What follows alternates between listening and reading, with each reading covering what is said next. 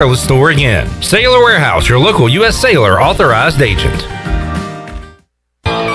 UBE and PirateWear.com are proud to offer the Pirate Nation its largest inventory ever. Brand new Adidas is arriving daily, along with Under Armour, Columbia, and Russell Athletic. UBE is loaded with cargo, and new items are being added daily to PirateWear.com. Be sure to check out our children's store, The Crow's Nest, for all of your young pirates. UBE and PirateWear.com, an ECU tradition for 50 years. Go Pirates! At Tiebreakers, we admit we have a bit of a problem. People love our wings so much that they're starting to sell their home TVs just so they can watch all the sporting events here at Tiebreakers. Seriously, we're glad you love our hand-breaded, hand-cut boneless wings that much, but we really need you to go home at the end of the night. It's okay, we'll be here tomorrow. And when you come back, bring a friend with you. For great food, great friends, and cold beer, we'll see you at Tiebreakers. Tiebreakers, break the chain, eat local.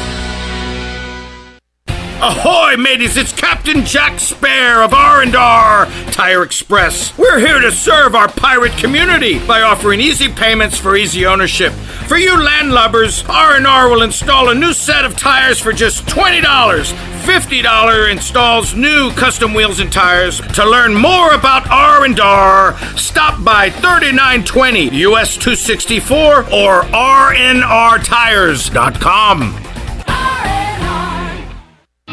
Guess what, Greenville?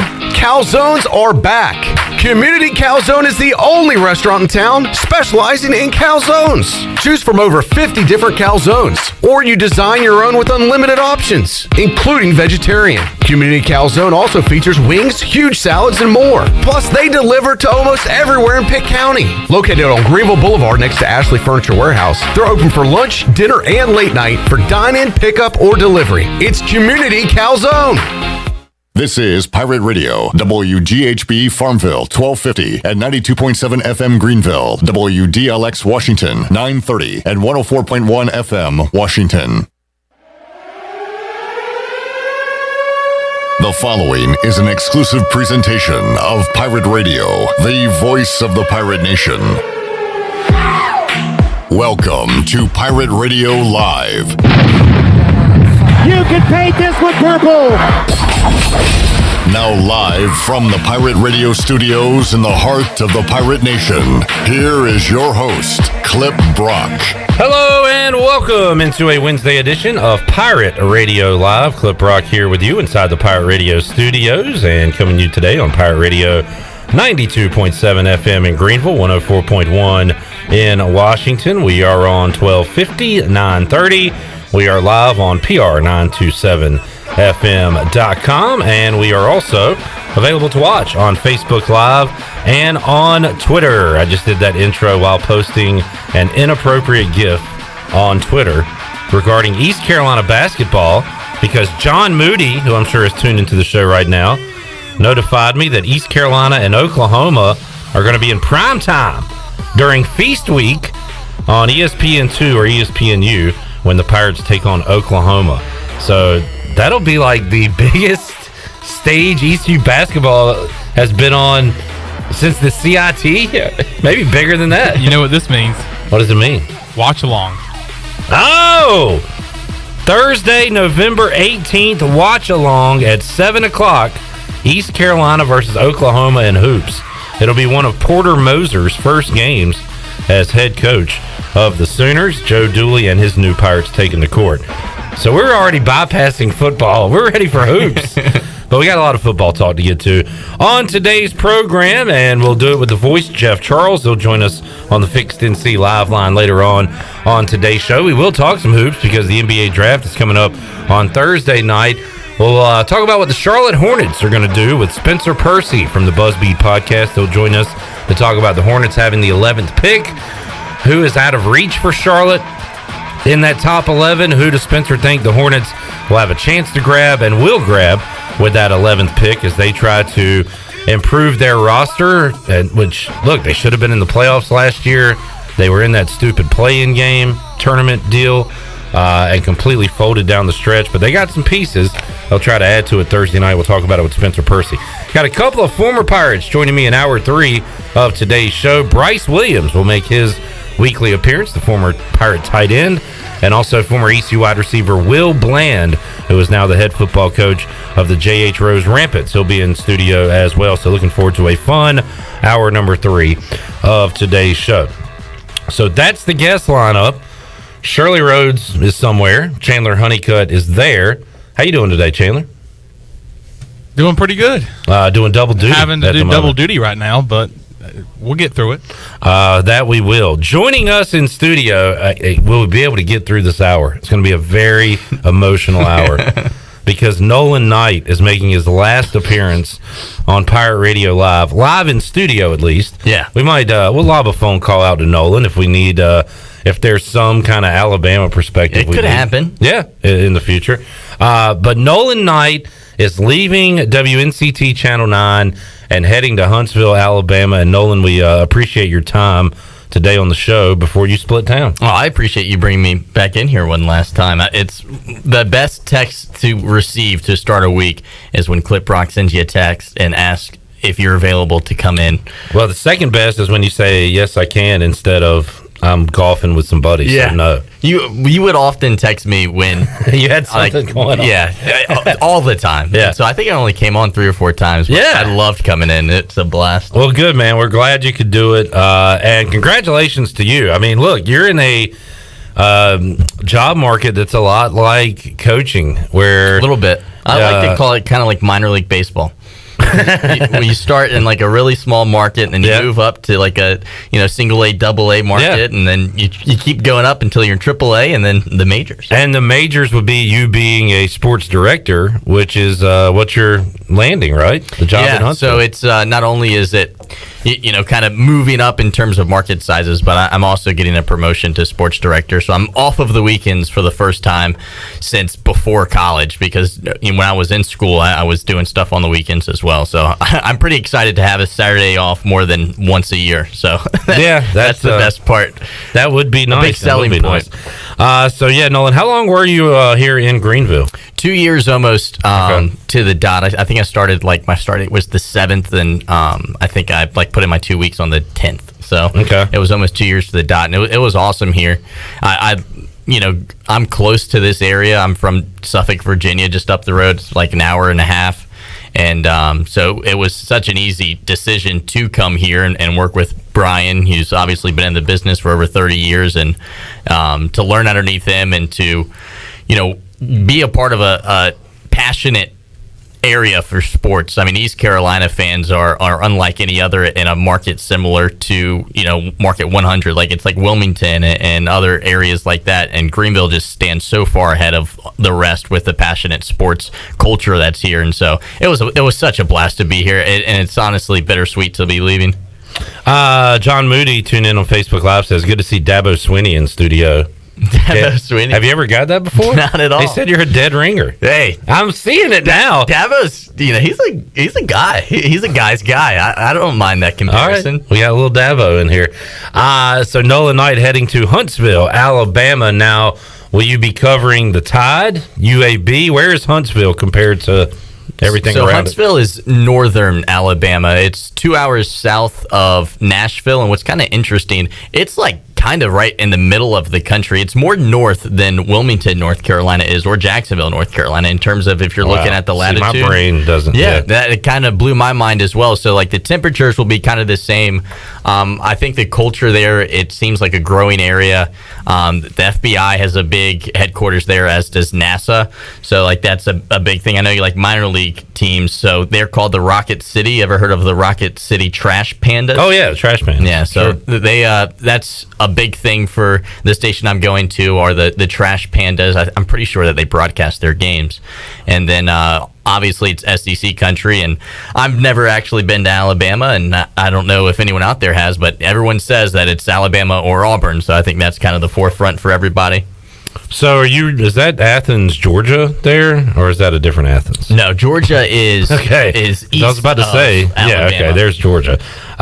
So you're kind of on your own island there, but you'll be able to get to Birmingham. Birmingham's like an hour and a half. Tuscaloosa's, I think, about 2. Auburn is a bit further southeast. I think that's more like 3 hours. But the way it kind of works is we'll be covering Alabama Crimson Tide games, which I'm so excited for. I've already put in my credential request for the Chick-fil-A kickoff game in the Georgia Dome between Alabama and Miami week 1. So nice. I'm stoked for that. And obviously all the home games. And if they make a run in the college football playoff, those games. So, being a sports broadcaster, my favorite days on the job are the ones at the ECU football games or at the ECU basketball games. Like going to Raleigh for NC State to East Carolina was my favorite day that I've worked here. And so like being at the big events and on the sidelines and feeling the energy are the best days. So getting more opportunities to do that on even a bigger stage, no offense to East Carolina athletics, but Alabama's a large fan base. So yeah, you could argue being a part of that will be a lot of fun, and I'm excited for it. Robert asked, Lakeland High School, Kings Fork, or Nansemond River? I went to Lakeland, a proud Lakeland Cavalier. Okay. I was Robert knows his Suffolk, Virginia high schools. I was apparently a nice three-star recruit in high school.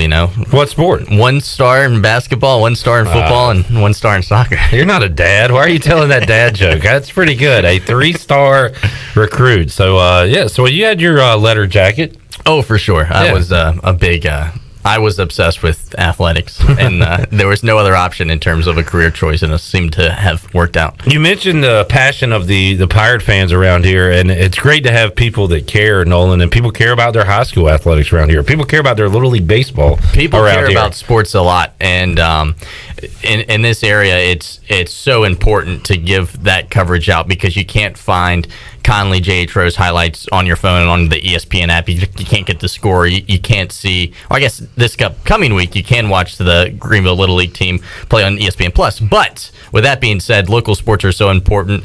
And I'm not going to shout anyone out or put bad on anyone, but in some parts of the country, local sports coverage is starting to lose its spot on the wall. Some part of the county. Yeah, well, that as well, but it's not just happening there. It's kind of what I wanted to get at, and it's unfortunate, and I'm upset about it as someone that cares a lot about local sports coverage and about the medium that me and you are in local sports media, and you will continue to get that at WNCT, even though I'm leaving. Brian Bailey obviously still is there and getting ready for his Touchdown Friday show. Yeah. And they're expecting a great show. Kelsey O'Donnell is still there to help out with sports. So things are still full speed ahead at WNCT. And it is unfortunate that some decisions are being made to not put local sports in the position that it should be. And look, we're Pirate Radio. We're ECU first. I love to talk national sports, pro sports, but Monday we had Corey Scott on from Greenville Little League. Yesterday we talked to Gene Briggs,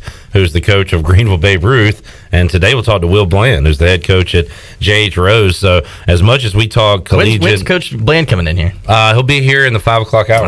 I'll probably miss him. He's been if I had to shout any coach out, Will Bland's been awesome us at WNCT. He's the man. He was great to talk to when he played here at ECU, and it still is. He's a great guy and apparently a good football coach because they were really good in the spring. He's got a funny coaching strategy. I've seen him do an interview during a game.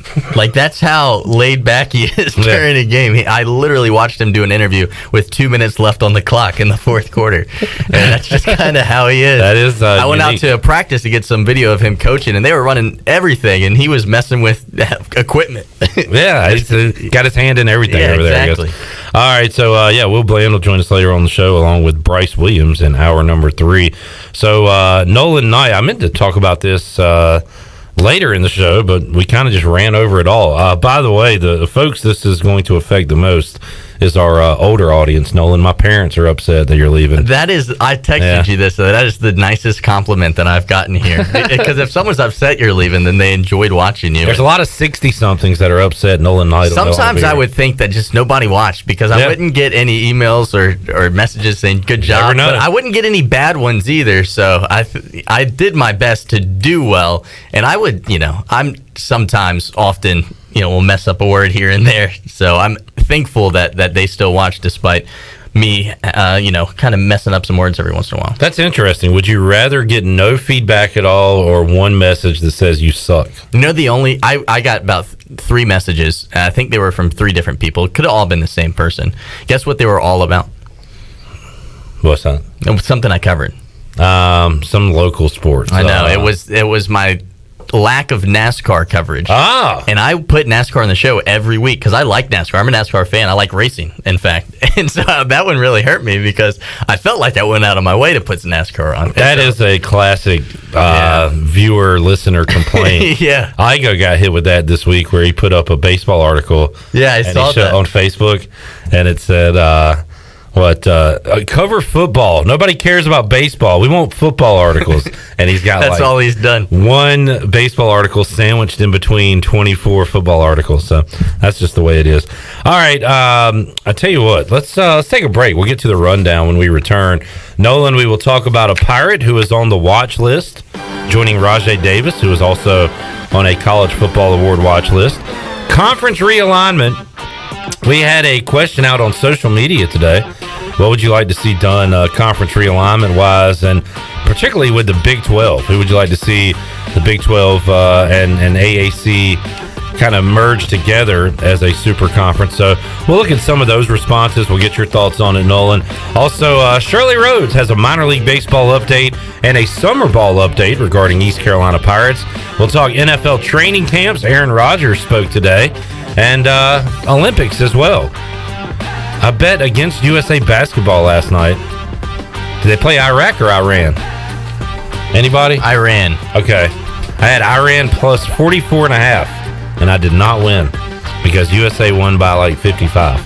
That seems unpatriotic. It really does.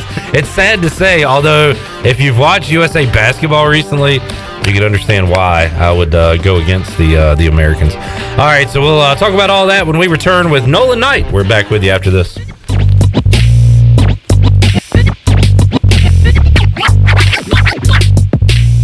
At US Cellular, we believe everyone should get more of the latest 5G technology for less of your hard-earned money. Right now, everyone can get a free smartphone, whether you're a new customer or not, with no trade-in or hidden fees.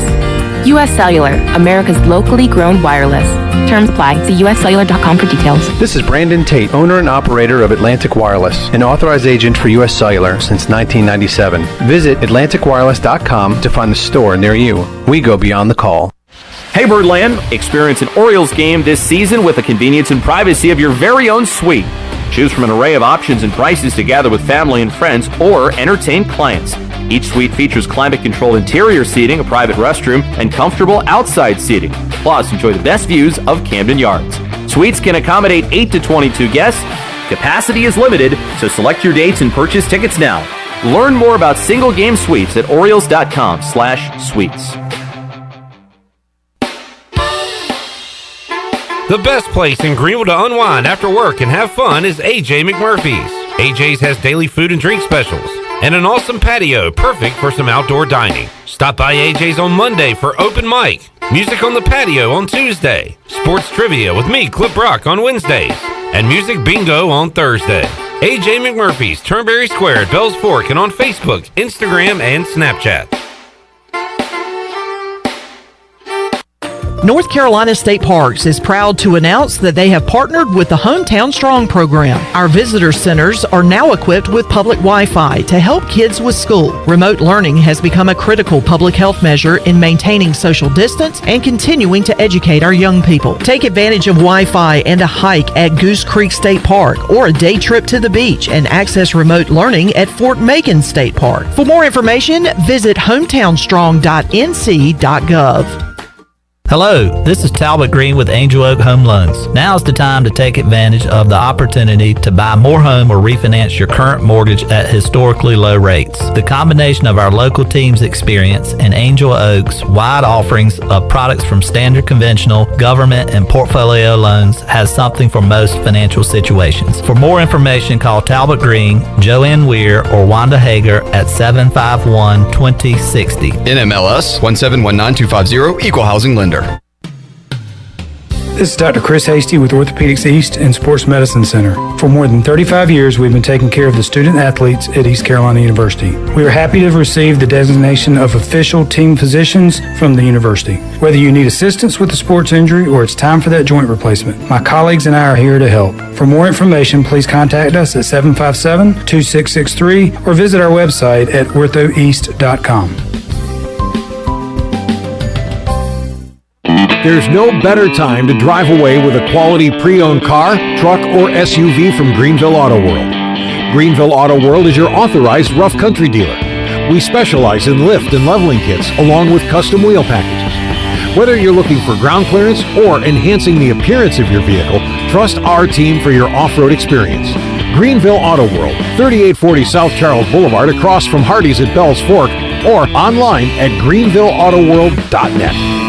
This is Stephen Igo. You've heard from me plenty on Pirate Radio Live and perhaps have read some of my work on hoistthecolors.net. Now, get an extension of our in-depth coverage on the Hoist the Colors podcast.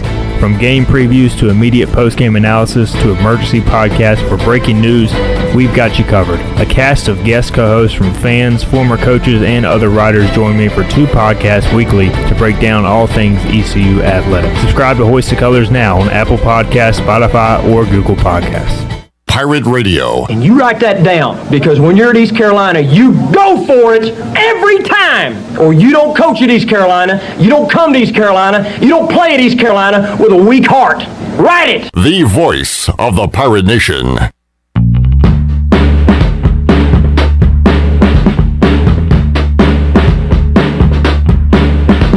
You're listening to Hour 1 of Pirate Radio Live. Do you need custom t-shirts, apparel, or promotional items for your business, organization, or event? Keep it local. Print it local with University Sportswear. Contact them today at universitysportswearenc.com. Now, back to the show. Welcome back. The best place in Greenville to unwind after work and have fun is AJ McMurphy's. AJ says daily food and drink specials and an awesome patio. Perfect for some outdoor dining. There's something for everyone every weeknight, including sports trivia with our very own Clip Brock on Wednesday nights. And AJ says live music every Friday and Saturday, of course, with no cover charge, and brunch every Sunday. Make today an AJ's day. Now let's head back in to Pirate Radio Live. Here's your host, Clip Brock. All right, we'll be having some fun tonight at AJ McMurphy Sports Trivia at 8 o'clock. So come on out, have a good time. I'll be there. Chandler Honeycutt is probable to make an appearance, so we'll be having fun. Did I say Rajay Davis last segment instead of Rajay Harris? So it's not Raji, Raja, or Raja. It's Rajay. His entire recruitment to East Carolina, I called him Rajay Davis because of the old baseball player for the A's.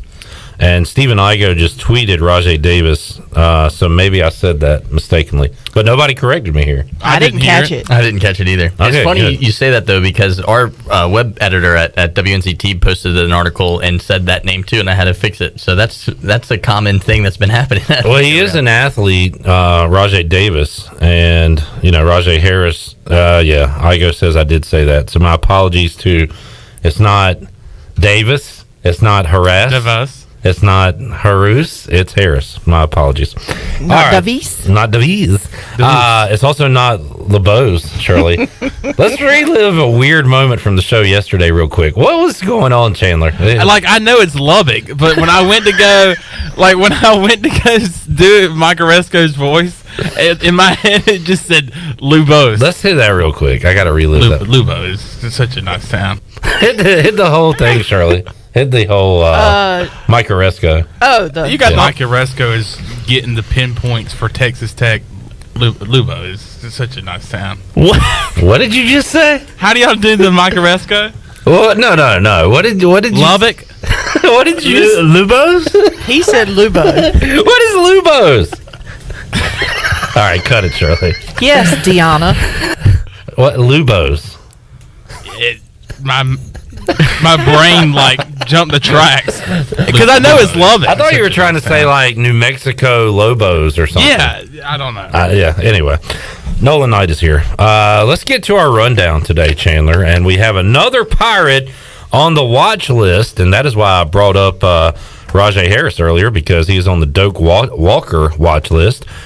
John Young. I want to call him John Young because the 2 N's in his first name messes with my brain a little bit. But he has been named to the Ray Guy watch list for the best punter in the nation. You know what?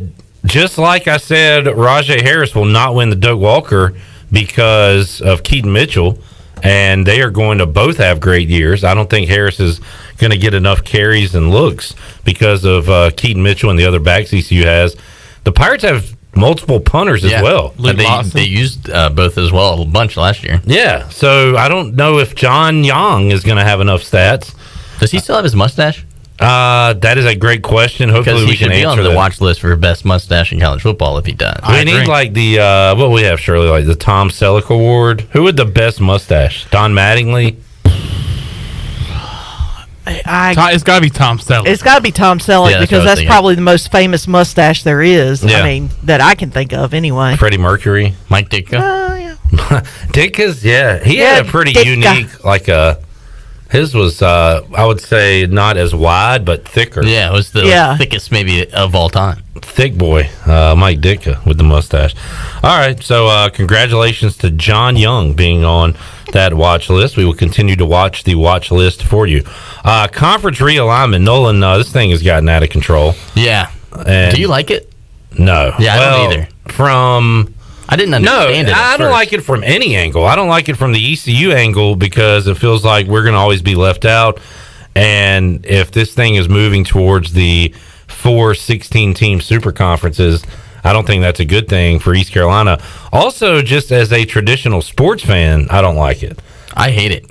I couldn't understand it at first, but after more speculation and going through it over my mind, I understand it a little better. I never understood why Texas would want to try to join a harder conference where they couldn't win 8 games in the Big 12 to begin with. It's not about the competition. It's about the money. And I said that too. Like, if I'm Lincoln Riley, Steve Sarkisian, I'd rather play Kansas than LSU. And so it's more about, maybe it's with the NIL, maybe that pushed it further into that direction as well. Whoa. They're getting money. We need more money. Yeah, exactly. They can't make more money than us. I don't know. I don't know how to look at it in an East Carolina standpoint and a Virginia Tech fan's standpoint, and it's alarming. And I think everyone, I've read articles that this was going to happen for 5 years, just like everyone else has, but I don't think anyone expected a Power 5 conference to dissolve for it to happen. I think everyone thought it was going to be,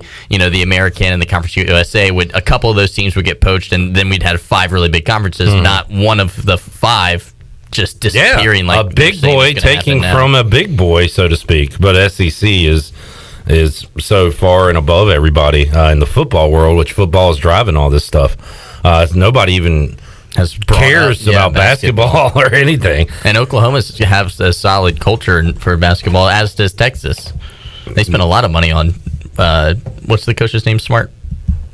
Who are we talking about? The Texas basketball coach. Was that BCU? Chris Beard.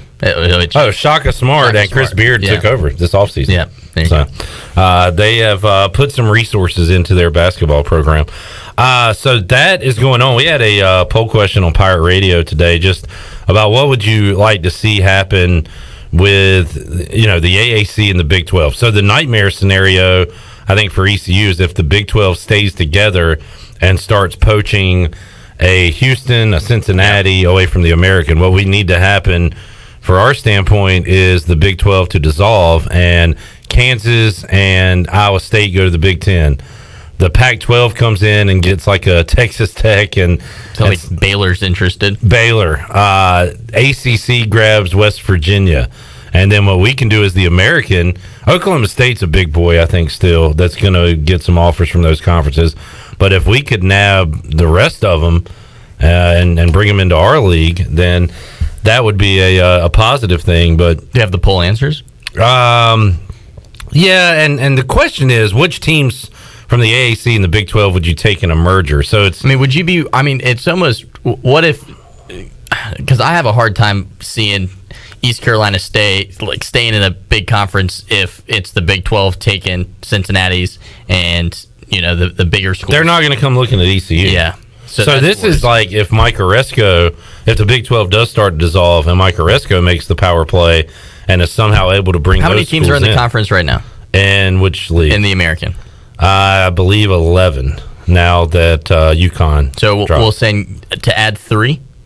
Well, let's get to 16. Is that what the big?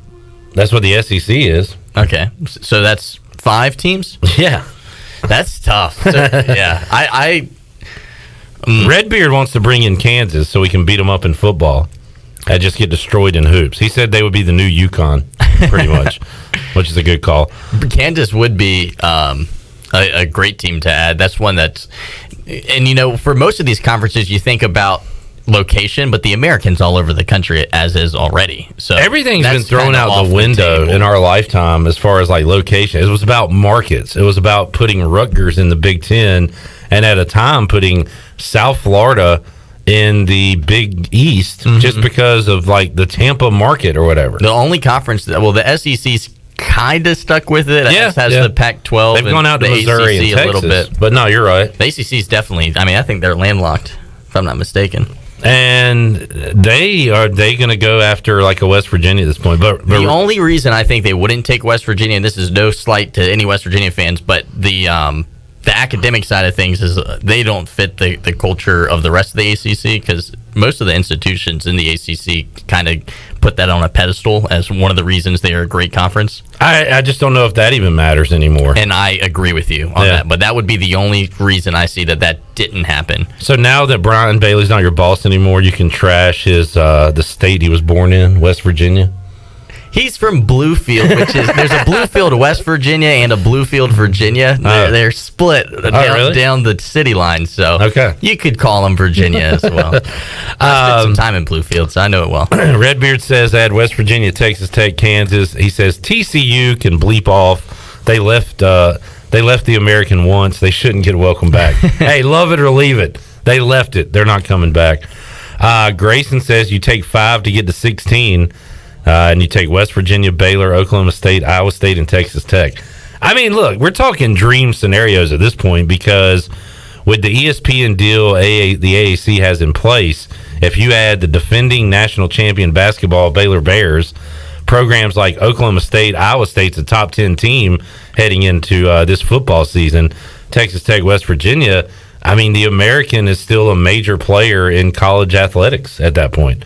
Again, this is like the best case scenario. And it was already, it's not like we're talking about the Conference USA building up, but the American was already, calling themselves the Power Six and arguably the 6th best conference in college football. Phil Steele said yesterday that once again, the AAC is by far the best group of 5, quote unquote, league. With the new playoff proposal, I know it's not official yet, but I think everyone wants it to be official. Yeah. Was it 4 conference champions or was it 5 conference champions?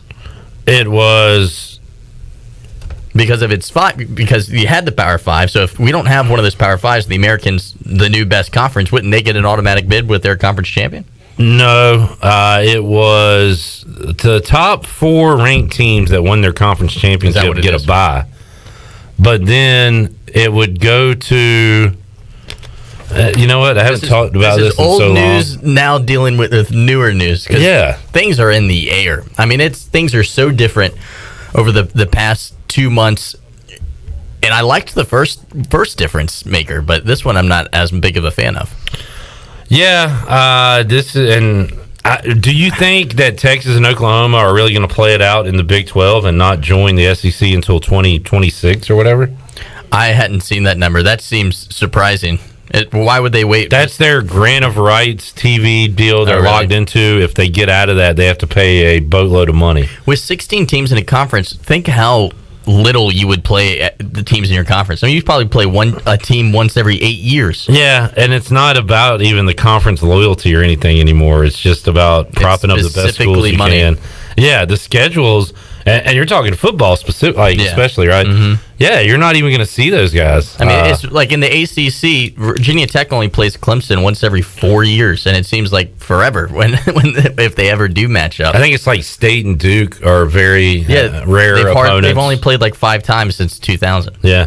That whole thing was set up so Miami and Florida State could play in the championship every year, and neither one has done anything. Yeah. So I want to find the format for that 12-team deal. It's as an ACC now. fan, I am excited that it was the Big 12 that happened, because I could have very, very easily saw a scenario where it was Florida State and Clemson going to the SEC. Yeah, true. But right now, the ACC looks to be intact and also have an opportunity to potentially add more teams. We'll see what they do. All right, we'll move on from the conference realignment talk.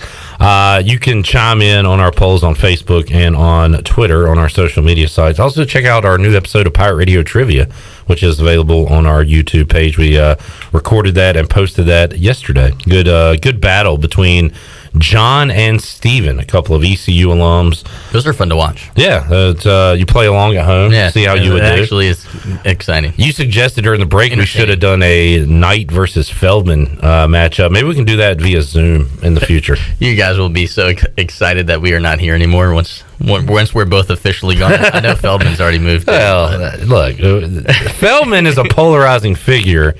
I think you got a pretty good approval rating. Feldman he moves the needle though. He does. I would, my whole attitude's kind of laid back. Yeah. And so I think it's easy to not hate me. He's a little more abrasive. Yeah, a little bit. All right. Shirley Rhodes, can we get a minor league / summer ball update for some former Pirates? Yes, you can. Hold on one second. I got to get my... Yes, you can. Yes, you can. In the minor leagues, we only had a couple of players that actually played last night. Jarrell Cotton pitched an inning for the Round Rock Express. They lost to the Reno Aces 10-6, but he did allow 1 run on 3 hits. He walked 1 and struck out 3. Alec Burleson went 1 for 3 last night. Unfortunately, Springfield could not push across a run. They were shut out by the Arkansas Travelers 4-0. Spencer Brickhouse played for the Hillsboro Hops last night. He did not register a hit, but he did draw 2 walks. They lost to the Tri-City Dust Devils 6-1. So that's our minor league report. My favorite part is Charlie saying the team names. Yes. And, you're not going to get them here in the summer league because half the time I can't figure out who they play because they only put the mascot and not the full team name, so I have no idea who they play half the time. So in the Cal Ripken League, Riley Johnson had an excellent game last night for the Bethesda Big Train.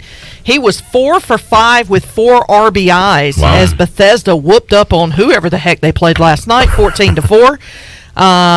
In the Cape Cod League, the Bourne Braves played, and of course Jake Agnos and Josh Moylan play for that team. Zach Agnos. Oh, I did. Yep. I sure did put Jake Agnos. You've been Zach perfect Agnos all summer until now. Yeah, yeah. I don't know what I was doing that. Zach Agnos went 0 for 4. Josh Moylan went 2 for 3. However, they lost last night 13-2 in the Coastal Plains League. Nick Logish pitched on Saturday in a loss. However, he had a decent outing. 2 2.3 innings pitched. He allowed 6 runs on 4 hits, struck out 4, walked 3. Alec Makarevich had a pretty decent couple of nights. Last night he went 1 for 5. The night before he was 2 for 5 with a monster 2-run home run for the Wilmington Sharks. He ended up having 2 RBIs in that game. And then Justin Wilcoxon, he plays for the Ashboro Copperheads, and he was 2 for 4 on Monday night with 2 RBIs. And then Bradley Wilson, who plays for the Waynesboro Generals, he pitched on Saturday night. He went 7 innings, allowed 1 run on 3 hits, and struck out 5. So that is your Summer League report. Thank you for the update, Shirley Rhodes. Nolan, the most successful, I guess, team you have covered in your time here has to be the East Carolina Baseball Pirates, right? Oh, yeah, for sure. And it's... maybe it is a secret, but baseball is not my favorite sport. And I have immensely enjoyed covering the Pirates and going out to Clark LeClaire Stadium. Towards the end, I started realizing I would get frustrated if it was taking a long time to get highlights or if it was too hot. But then I started getting the fan-friendly food there at Clark LeClaire Stadium. Mm-hmm. Like $5 for a burger and $4 for a drink, and then I would eat while I was filming, and I loved going to games after I started doing that. Good deal. And ECU, look, we follow these summer league guys because Burley, Norby, all those guys had pretty bad to good freshman years at ECU. Had that summer in between where they went off, and it kind of propelled them to great careers at East Carolina. Riley Johnson and Zach Agnos kind of taking that path right now, I think, having big summers, and that's going to translate to good numbers when they return to ECU. Yeah, I'm pretty sure if fans want to go check out Alec Makaravich playing for the Sharks, he'll play the Morehead City Marlins tomorrow night in Morehead City, and that's the last game of the season in the Coastal Plains League. So. I was about to ask. I know that's coming to an end soon, so this is it? Yeah, it's Wilmington, and I want to say 90% sure it's Wilmington and Morehead City battling it out tomorrow night. They were playing for the Chum Bucket. It was a new award and trophy, but I think that's over with now. I started it in Summer League. I worked for a team in the Coastal Plains League, and then and that's kind of how I started doing sports broadcast. Good deal. All right. NFL training camps are open. By the way, congratulations to Deuce, Justin Hardy, signing a deal with the Chicago Bears. They traded another former AAC player, Anthony Miller, recently, who played at Memphis. So the Bears needed a receiver spot. They grabbed Justin Hardy. Hopefully he can land a gig with that team. Another former Pirate played for the Bears at the end of last season, Dwayne Harris, who I believe is a free agent at this point, if I'm not mistaken. So you're right. He's a free agent. Congratulations to Deuce, Justin Hardy, on landing a gig. Aaron Rodgers is at Packers camp. I don't know what that means, but apparently he's good to go. And he talked to the media today. We'll talk more about this with resident Packers fan Mike Mullis on Thursday's show. But Aaron Rodgers admitted today that he considered retirement. Talked about his standoff with the Packers and more. But he is at this point back with the Packers, and I guess plans to play this upcoming season with Green Bay. So. They're in a weird deal there. They released Blake Bortles yesterday, so I got to imagine Kurt Benkert, former Pirate and Cavalier, is getting a lot of snaps right now with Green Bay. He's one of the last men standing at quarterback there. So I don't know. Any Panthers news, Chandler, regarding training camp? Anything going on? Players reported yesterday. First day of practice today. Pretty much a walkthrough of different things. Some Panthers that got interviewed after practice. Robbie Anderson, I think Sam Darnold, just regular guy, DJ Moore as well. So, by the way, our topic yesterday, Nolan, do you have a team that you root for? No, my fantasy team. Okay. If you could have a quarterback for 1 year for 2021, would you rather have Sam Darnold, Ryan Fitzpatrick, or Tua Tagovailoa? You get 1 year? Yeah, 1 year. Who would you take? Well, rank those three. I liked the Sam Darnold acquisition. I think that is something that could actually work. I think there was issues with the offense in New York, and so I think that's a possibility. But to be completely honest, can I take last year's Ryan Fitzpatrick? Because he's getting older. So I don't know if I'd want Ryan Fitzpatrick this year. You don't want any of these guys, truthfully. I mean, there's plenty. Fitzpatrick can get you 8 wins if you got a good enough defense. So is he at the top of your list? I'm gonna go Fitzpatrick, Darnold, and then Tua. There you go, Chandler. It's better than yesterday with Gene Briggs, who had Sam Darnold at the bottom of that list. I like the signing too for the Panthers for Darnold. I really do. It was low risk, and high reward. Yeah, potentially, maybe low risk, moderate reward. But who knows? We've seen it. Chandler, you brought up good points yesterday. He has been trained and led by Adam Gase, which has not been good for anybody other than Peyton Manning, who Peyton Manning made Adam Gase look good. And absolutely. Not the other way around. But yeah, going back to the Panthers, there's no news, which is great news. Exactly. All you want is no news at this point. We don't want to see those injuries. And I actually saw a tweet that you mentioned today about, the next 2 weeks are going to be, just brutal. With the stress level for fans, for coaches, for players out there that are playing, because, this is this time last year where a lot of these stars went down with injuries, and we never saw them in the 2020 campaign. We've already lost an impact running back before training camp began, Cam Akers. And the list is going to be 5 to 10 to 15 Pro Bowlers that are going to go down the next 2 weeks, and it just stinks. That's why you wait to have your fantasy drafts until the week before the season. Yeah, that's why you got to do it that way. Just a tip for everyone out there. All right, I've still only watched a slither of the Olympics, and that was the softball game that I bet on.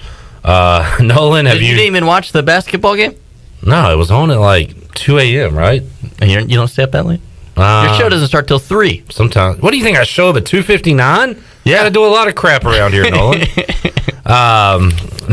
So no, I did not watch the basketball game. Have you been watching the Olympics at all? The highlights. Yeah, I've watched minimal things live. I watched the women's basketball game yesterday because it was on while we were on the show. Did they roll? Yes, they rolled almost, I think it was 20 points. They beat them by 20. They beat Nigeria. Here's what we should do. We should give a what's coming up on the Olympics every day. Maybe that'll get me more into it. Maybe fans. When does the men's team play again? Because they have to win that game, otherwise they're out. Oh, really? Yeah. Well, they play a crap team, right? I mean, France isn't the greatest team in the country or the world. They are the greatest team in this country. USA basketball men's schedule. I don't know. I'll tell you in a minute. But yeah, I've not really been into the timing is part of the problem. If it was something where stuff was on right now, that was worth watching. But it's like midnight there. Yeah, I can't find this crap. I don't care. Let me see what my schedule pops up on my phone. Yeah. So Olympics going on if you want them. What's your favorite event? The swimming was fun when Michael Phelps was dominating. I remember loving watching that. I love a relay, whether it's in the pool or on the track. Anytime there is a relay, I'm in. Like when they're handing the baton off or when they're touching the wall and the other dude's diving in. The track events are blast. When Usain Bolt was doing his stuff a couple Olympics ago, that was awesome to watch, too. The soccer is always fun to watch. International soccer is enjoyable television. Thank you, Steve Hill. USA plays the Czech Republic on the 31st. Table tennis is on as we speak. All right, let's get it going. On NBC Sports Network, tennis and judo. Tennis, anyone? I'm not big on the Olympic tennis. Baseball plays on Friday, I want to say. Mm-hmm. Softball's done. Yeah, because Japan won the gold. USA silver? Silver. Yeah. So softball, they got in and got out of there quick. They're already done so. All right. Yeah, they started before the opening ceremonies even happened. Nolan, do you want to hang out to wrap up the hour? Sure. Hang out a few more minutes. All right, let's take one more time out. We'll have 10 or so more minutes with Nolan Knight when we return. Going to ask him the best game he covered, his favorite interview. Oh, you know that. Other than Parker Bunch. And some other highlights from his time in Greenville, North Carolina when we wrap up hour number 1 with Nolan Knight. We'll be back with you after this.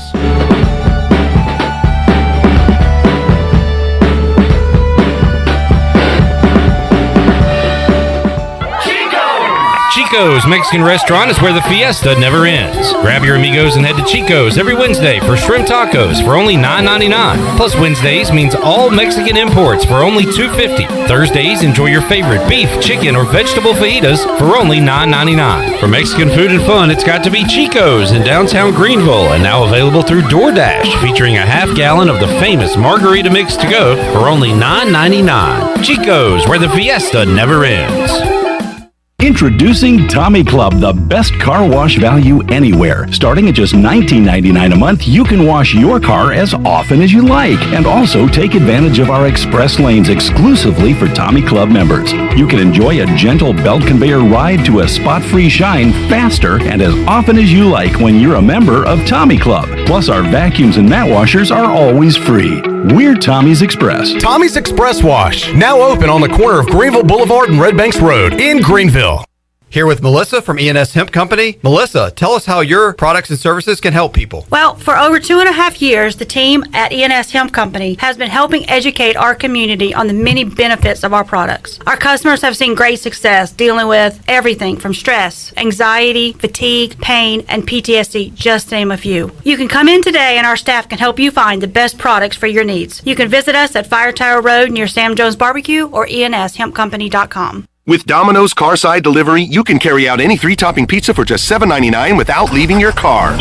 So you don't have to interrupt your kid's favorite song. And we'll all be friends just for one. You can interrupt this, actually. Next time you carry out 3-topping pizzas for $7.99 each, try Domino's Carside Delivery. Just pull up to the store, check in online, and Domino's will bring your food to you contact-free. Carry out only. You must ask for this limited time offer. Prices, participation, and charges may vary. Excludes XL and specialty pizzas. Crust availability varies by size. Message and data rates may apply when using Domino's Carside Delivery. Hi, this is Jeff Charles, and welcome inside the booth. The Hurricanes Foundation is strong. Some thoughts on North Carolina's NHL franchise next. Baltimore Orioles baseball. Pitch to Hayes, jacked down the left field line, into the corner, it is gone! A fair ball tucked inside the foul pole. Austin Hayes off the bench and into the seats. A solo shot absolutely lasered down the left field line. It is 5-2 Orioles in the 8th. Catch all the O's action right here on Pirate Radio, your home of the Baltimore Orioles. 49-year-old Tom Dundon now owns the Carolina Hurricanes, lock, stock, and barrel. The previous owner, Peter Carbonos, sold his last remaining shares to Dundon. The Hurricanes are winning 3 straight trips to the playoffs, and Rod Brindamore, my all-time favorite Hurricane, was named the Jack Adams Award winner as the NHL's Coach of the Year. Brindamore was a grinder as a player, and he coaches the same way. He signed up for 3 more years. Top defenseman Dougie Hamilton is an unrestricted free agent, so the Canes may have to replace him. The roster is solid, however, and now that the pandemic is finally over, the crowd should flock back to PNC Arena. It truly is one of the best atmospheres in the National Hockey League, and the Caniacs have a winning product to support. Come on back again next time, and we'll visit inside the booth. Hey, Troy D here for my friends at Villa Verde. If you know me, you know I love being outside, but finding a good place to eat outside can sometimes be tough. Well, our pals at Villa Verde have fixed that. Not only does Villa Verde have awesome, unique, one-of-a-kind dishes here in Greenville, they also have a brand new outside dining area. And this outside area is sweet. It's covered, you're in the shade, and cooling fans are on. Enjoy the comfort and relaxation of dining outside with our friends at Villa Verde. Villa Verde on 10th Street, a platform for good. Hi, this is Phil Steele of Phil Steele's College Football Preview Magazine, and you're listening to Pirate Radio, the voice of Pirate Nation.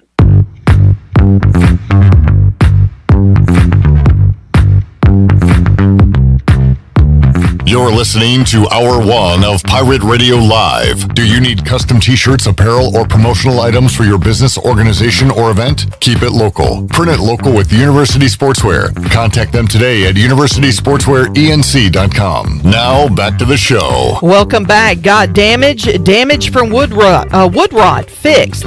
Damage from smoke or fire, fixed. Damage caused by water, fixed. If you've got damage, use a contractor that works for you and not your insurance company. Visit fixednc.com today or call 999-0001. That's 3 9s, 3 zeros, and a 1. Fixed NC, restore, renew, maintain. Now let's head back in to PRL. Here's Clip Brock. All right, during the break, Nolan Knight asked a good question. We turned the Olympics on, Shirley. They've got equestrian going on right now. He said, how do the horses get to the Olympics? That is a very good question. I would assume... Well, hold on. Before you guess, there's 2 options. They could gallop to the edge of the water and then swim. Yeah, I didn't even think about that one. Or they could get in a plane. I would assume they got in a plane. They do, we found out. And then Nolan said, hey, Google horses in a plane and let's look at some images. And sure enough, they're in their little stalls and they are like lifted into the plane itself, and they go for a long flight. I'm curious if they get jet lagged, if their sleep schedule gets mixed up, and then maybe they're messed up for their event. Don't look at me. I don't Instead know. of watching a movie, maybe they watch scenes of like a prairie or what they would normally see. Mm-hmm. I don't know. I'm gonna offend some people here. This might be the dumbest crap I've ever seen. You're going to get a text. You know that, right? There's a horse. Okay, now that was actually pretty cool. That was the coolest thing I've seen yet. The horse is running kind of sideways. You know what? I might have just changed my entire opinion on this in a matter of seconds. Well, when you think of equestrian, you think of like a running horse. And I was thinking of jumping over something. Yeah, this is very slow. Like, I guess they're doing like a presentation right now. And it's very awkward to look at. There's people. Who are all these people in the stands? Yeah, I thought they weren't supposed to have fans in the stands. I tell that you what, looks a lot like a lot of folks. They are. Well, I was going to say maybe fired up because it's outside. They're all just sitting there. Oh, could be. Could be, but I didn't see that many fans in beach volleyball. So a horse is just galloping around, and there's a jockey on top of it, and I guess this horse is getting points for. Does the horse get the medal or the for jockey? posture? It's probably one of those posturing things. It's just where there was one yesterday where they would like go up and pause, go up and pause. It's doing the sideways thing again, Chandler. Check it out. You missed it. It'll probably do it again. It's kind of doing like the Deion Sanders touchdown celebration dance. Kind of little bit of a icky shuffle almost. Yeah, I'm going back to my original stance on this. This is stupid. It's been the same thing for about 5 minutes. Yeah, and it's just still going. What's the point? How is this a competition? And you also brought up a good point. Like, the jockey's going to end up getting the medal here, right? The horse is doing all of the work. All of it. Oh, by the way, this is an American horse. Yeah, oh yeah. So maybe they learned from Deion. It's doing a little stutter step deal. That's Deion's horse. I'm sorry. This is prime time. Coach Sanders. Oh, yes. Oh. Can't call him. Sorry. I'm so sorry. Yeah. Can't call him Deion. Coach Sanders taught this horse how to coach. This is stupid. How is this a sport? That's what I said. I'm surprised that this was made an Olympic sport before skateboarding and surfing, which I feel like arguably requires way more. I'm sure it is very difficult to train a horse to do this. Oh, definitely. But is it an Olympic sport? No. Are we done? Are we done? Apparently so. All right. Oh, congratulations, horse. Now, I want to see how is this thing judged? He got a 80.968%. What? His technical score was very low, but artistically did very well. So I'm upset that it had the jockey's name over the horse's name. I think it should have went horse then jockey. What was the horse's name? I couldn't pronounce it. Friday. Y'all never heard that joke? Was that supposed to be funny? Oh, wait. Hit that for me, Sean. Was that supposed to be funny? What was what's the joke there, Chandler? The horse comes in on Monday, stays like 2 days. How did the person leave or something like that? Horse name on Friday. Horse's name was Friday. You're not that guy, pal. Trust me. You're not that guy. All right, Nolan Knight, before you leave us forever and head to Huntsville, Alabama. Alabama. There's the text, Shirley, from Jenny. No, I told you. I don't want you to come in and explain to me. These were all rhetorical questions I had about equestrian. Nolan, what's the favorite game or games you covered? Doesn't have to be ECU, could be anything. That's a little tough. Because we're talking high school, too. Yeah. Can I just give you a highlight reel of them all? Yeah. The coolest day, I think I already mentioned it, was in Raleigh, NC State, ECU, but East Carolina lost that game. But that was my first game I covered of East Carolina, and it was on a pretty big stage. That was really cool. The super regional, or rather the regional here in Greenville, that was awesome. I mean, that was really cool. The win over Charlotte was an awesome experience to be a part of that and come in for that and see that was sick. J-Tro's baseball versus Conley. For a high school baseball game, there were 2,000 people there, and that was unreal to see so many people care about a local game like that. You would have probably thought it was a football game that was my favorite, but going to that baseball game and being there and seeing that many people for a high school baseball game, that was awesome. And eventually it was a great game, and it led to obviously a state championship for Rose, so that was really cool to see too. All right, how about your favorite? Do you have a favorite interview? Now, we haven't even brought up I know. The viral Parker Bunch video. The worst part about that, or probably the best part, is that my tweet was horrible. It was just like, hey, tune into the show tonight at 5 o'clock for the story on, and like, this is funny. Like, look at this. It wasn't anything clever. Yeah. And despite it being such a vanilla tweet, it still managed to combine over 20 million views. And there's so many like fake staged things these days. Yeah. Like, nothing is natural and organic. It was almost too perfect, where it looked fake, it looked staged. But after meeting Parker Bunch and after knowing you, like, it was pretty organic. It was totally real. He did have the entire camp behind me, and so he was on a bit of a stage. And two, but no one told him to say that. He said that maybe you asked, hey, can I talk to some kids? You asked the ECU players. So they knew he had a personality. I said, can you give me someone that like won't be camera shy, that will say a lot? Because a lot of times when we interview kids specifically, they'll say, yeah, I had a good time. So he was perfect. Chandler, can you bring me the remote with the green button at the top? Jenny says there's music that goes along with this. Oh my goodness! So maybe that would help explain the movements they're making. So they're dancing. Yeah, they're dancing. Any other interviews? You mentioned Will Bland earlier. You like interacting with him? Yeah, he's great. I don't know if it's an interview. Getting to play golf with Mike Houston was awesome. That was a really cool thing I got to do, and I didn't really interview him, but that was probably the coolest thing I did from one of the opportunities to be on this stage. All right, jack it up, Chandler. Sabine is the only member of the U.S. team that was not an Olympic veteran. Okay, this doesn't make it any better. You can turn it down. It would have been cooler if it was like hip hop. Yeah, like or rock or something. I thought like the movements they were making with the hooves would be like going to the drum beat or something, but no, it's just a song playing and a horse out there. I would find it much more entertaining if the horse was galloping to, like, I don't know, Cash Rules Everything Around Me. And the horse was named RZA. Yeah. Or something. Yeah. Now, what would be cool if Ghostface the horse Killer on its hind legs and Horseface Killer. Horseface Killer. Go ahead, Chandler. They had like some disco music, and the horse got on its hind legs and started doing like the disco. Now that would make it interesting. I mean, that would be pretty cool. Let's make this entertaining for people. But anyway, there's our equestrian. Nolan, good luck, buddy.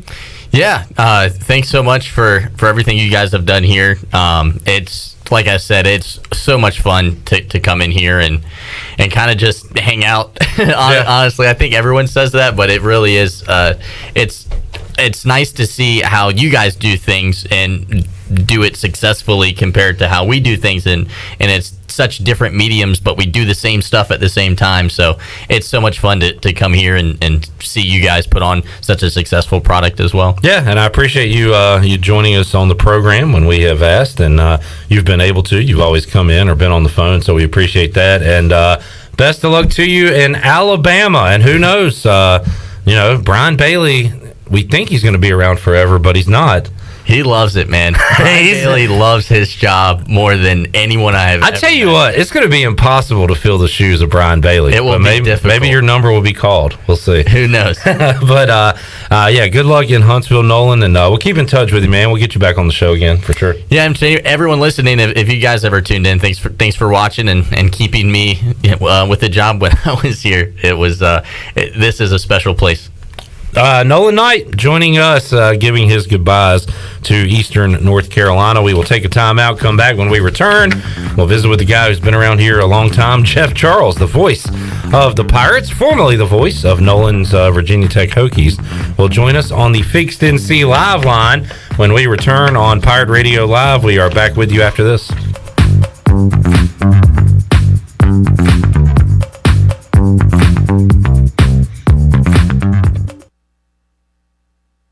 Hey Pirate Nation, Lindsay Gray here with Carolina Caliber. In 1960, my granddaddy started his firearm business right here in Eastern NC. Still family owned and operated, we have the area's largest selection for outdoor shooting sports and accessories and are one of the nation's top firearm dealers. At Carolina Caliber, we have everything you need from hunting, home defense, and personal protection, including a wide variety for ladies and youth. We buy, sell, and trade. It's a time-honored tradition. Visit us at Carolina Caliber on Fire Tower Road in Winterville. The Pirate Radio Podcast. Professional wrestler action, Mike Jackson. As soon as I walked out of that ring and back to the dressing room, the boss came to me and said, "Look, can you do the next 3 TV tapings for us?" I think they thought 71 years old, I'll just go out there and wallow around and not do anything. But, I'm diving through ropes. I'm walking the top rope. I'm doing hurricanrana head scissors. And it amazed them. And the whole locker room came out and gave me a standing ovation. Listen to every Pirate Radio podcast now by visiting our podcast channel and subscribing in Apple iTunes or SoundCloud. The Pirate Radio Podcast is powered by White Claw Hard Seltzer, proudly distributed by Coastal Beverage. Hey Pirate Nation, this is Tom Brown from Brown & Wood Buick GMC Truck. We've been serving the Pirate Nation in Eastern North Carolina for 83 years. We have 4 brands, 3 generations, 2 showrooms, and 1 goal to make sure you leave a happy customer. This month at Brown & Wood, get a 2021 Buick Enclave and save over $6,000 off or 0% for 72 months. And as always, Brown & Wood is the home of the lifetime powertrain warranty. We're located on Greenville Boulevard next to the Convention Center, or shop us online at brownandwoodauto.com. Here with Mike Mullis from Fixed NC. And Mike, you were telling me the other day, people ask you all the time, I didn't know you did that. What does that mean? You know, anything that involves property damage repair, call us first. If it's your crawl space, you've got interior humidity issues, a water loss, your ice maker line breaks, obviously fire and smoke, everybody knows we do those. But anything that involves interior or exterior property damage, we're your repair experts. Mike, how can everybody get in touch with you? 252-999-0001 or fixednc.com. Ooh, look at all that Parmesan cheese on that papadilla. Our freshly folded flatbread filled with juicy meats and melted cheese now has a crunchy, toasty outside. Now that's what's poppin'. Order today at papajohns.com. Hey, Pirate fans, order the new Parmesan-crusted papadilla for only $7. The new Parmesan-crusted papadilla is an MVP move for game day or any day. Place your order online at papajohns.com and sign up for Papa Rewards. Papa John's, the official pizza of the ECU Pirates. Hi, this is Karen Staten with AG Home Solutions. Thinking of remodeling? We are your one-stop shop for all your home design needs. Our AG Home Solutions design team has over 25 years of experience. Need a new bathroom or kitchen? Looking to upgrade your cabinets, countertops, tile, or flooring? The Design Center is open to all homeowners and contractors. Call us for an appointment. Visit agshomesolutions.net and mention Pirate Radio to receive a $100 discount through the end of August. AG Home Solutions, turning your remodeling dreams into reality. Hi, I'm Annalie Newhoff. And I'm Rob Campbell. And we are with CopyPro. We have been locally owned and operated here in Eastern North Carolina for almost 50 years. CopyPro is the leader in office technology. Does your business struggle with keeping printing costs low or producing professional documents? Here at CopyPro, total customer satisfaction is our #1 priority. We have a variety of solutions to help reduce your printing expenses and make your business more productive. Call us today at 1-800-682-6558 or online at copypro.net. CopyPro, we are the professional office systems people. Hi, this is Jeff Charles for my friends at Ed Watkins Marine. I've known Ed personally for years, covering his winning performances on the football field and on NASCAR's pit road.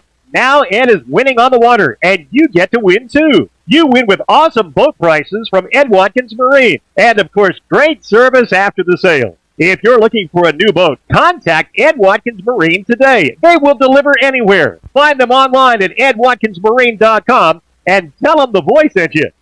This is Pirate Radio, WGHB Farmville, W224EI Greenville, WDLX Washington, and W281CH Washington.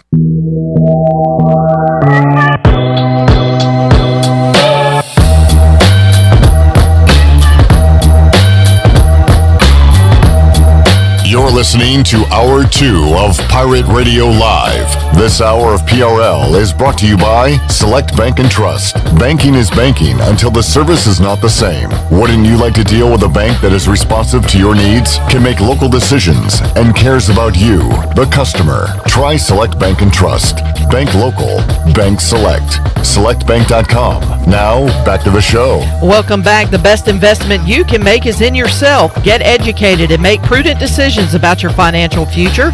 Contact David Dahm at Carolina Wealth Management today at 439-1344 for a free consultation. Now let's head back in to Pirate Radio Live. Here's your host, Clip Brock. Hour 2 of Pirate Radio Live. Still a lot of guests to get to. 4, in fact, potentially a 5th that I haven't even told Shirley about. Our old friend who was banned from the sports bar, Tony Castleberry. Nice. Is coming in town to do a little stand-up comedy at Pitt Street tonight, and hopefully make an appearance at Sports Trivia at AJ's. But I told him to pop in hour 3 if he's around. Oh, that'll be nice. So that could get That's wild. a long time since I've seen Tony. He's one of the best, one of my all-time favorites, and he may be showing up here on the show later on today. We will definitely have Bryce Williams and Will Bland in studio in our 3rd hour. We got Spencer Percy joining us in a little bit to talk some Hornets draft. But yeah, for sure. Right now, we will go out. I can see it on his face. To the Fixed NC Live line and talk to the voice, Jeff Charles, who joins us today on Pirate Radio Live. Jeff, how you doing? I'm doing great, Clip. Mark? Yes, sir, doing well. And Jeff, as you know, and as we've talked about, don't get too comfortable in the world of athletics. Players leave, coaches leave, and schools leave, apparently too, Jeff. I don't know if this was out. last Wednesday when we talked. It happened so fast that word came out that Oklahoma and Texas were looking to leave the Big 12 and head to the SEC. And, a week later, it's all happening. Now, Texas and Oklahoma at least appear to be playing out their time in the Big 12 with the agreement they're under with the conference and the TV deals and everything through 2025. But heck, that could be expedited as well. And the crazy world of college athletics realignment, Jeff, has reared its ugly head again. Here we go again, right?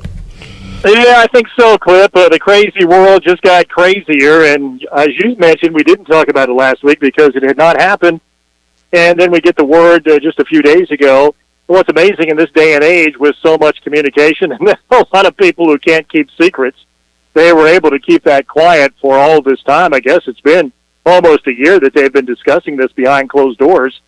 And then broke loose, and we got the news. And again, Clip, I guess I'm surprised, but I guess I'm not surprised. I think when you've been around this business as long as I have, and now as long as you have, nothing really surprises you anymore. So, a lot of stuff goes on behind the scenes that we're not privy to or probably shouldn't be. And this is just another example of that. But when this domino falls, if it is going to fall, which it certainly looks like it is, I mean, all bets are off for a lot of conferences around the country and a lot of schools around the country. And I get a kick out of reading the message boards and listening to the talk show guys and the TV guys and how they've all got a theory on what's going to happen to this school, going to that conference, to this conference is going to that school. And nobody knows at this time. And there's some wild stories and theories out there about what's going to happen. But I'll tell you what, in this day and age, Clip, you better be ready to defend for yourself. Yeah. And I know a lot of people talk about, well, you need to be loyal to the league, and the league needs to be loyal to you. And, that's the way it used to be, and that's the way, in my opinion, it should be. But we're living in a whole different time and era right now, and it's every man for himself. I don't think that's necessarily good. I was thinking just the other day, when we talk about all this movement in the Big 12 and the schools that left that conference before this latest Oklahoma-Texas scenario, but just for the sake of argument, let's say that league would have stayed together. And let's say you wouldn't have lost the teams that they lost a few years ago. In my opinion, that league would be really, really good now. But, you had all those defections, and now here you go with that league maybe on life support if this thing happens between Oklahoma and Texas. So it's crazy, and like I heard somebody say the other day, just grab your popcorn and let's see what happens. And Jeff, it's certainly out of the players' hands that are on the field. It's out of the coaches' hands. Who knows if by 2026, Lincoln Riley, I think he'll be the coach of the Cowboys by then. He might not even be at Oklahoma. So we don't know how it's all going to play out, shape out. But from a competition standpoint, it makes zero sense to me for Texas and Oklahoma to go to the SEC. It's all about the money, right? I mean, you'd rather suit up against K-State and West Virginia than have Auburn and LSU back-to-back. So it's not about, what's best on the field. It's certainly about what's best in the pocketbooks for the higher-ups there at those universities. Well, there's no doubt about that, Cliff. You hit the nail on the head, and there's just so much money that's involved now in these television contracts that, as you mentioned, when the powers to be see all that money out there, it's a big-time money grab, and that's what they're looking for. And then coaches, they look at things differently. They look at things as important to them as, recruiting and what it's going to do with them or for them recruiting-wise.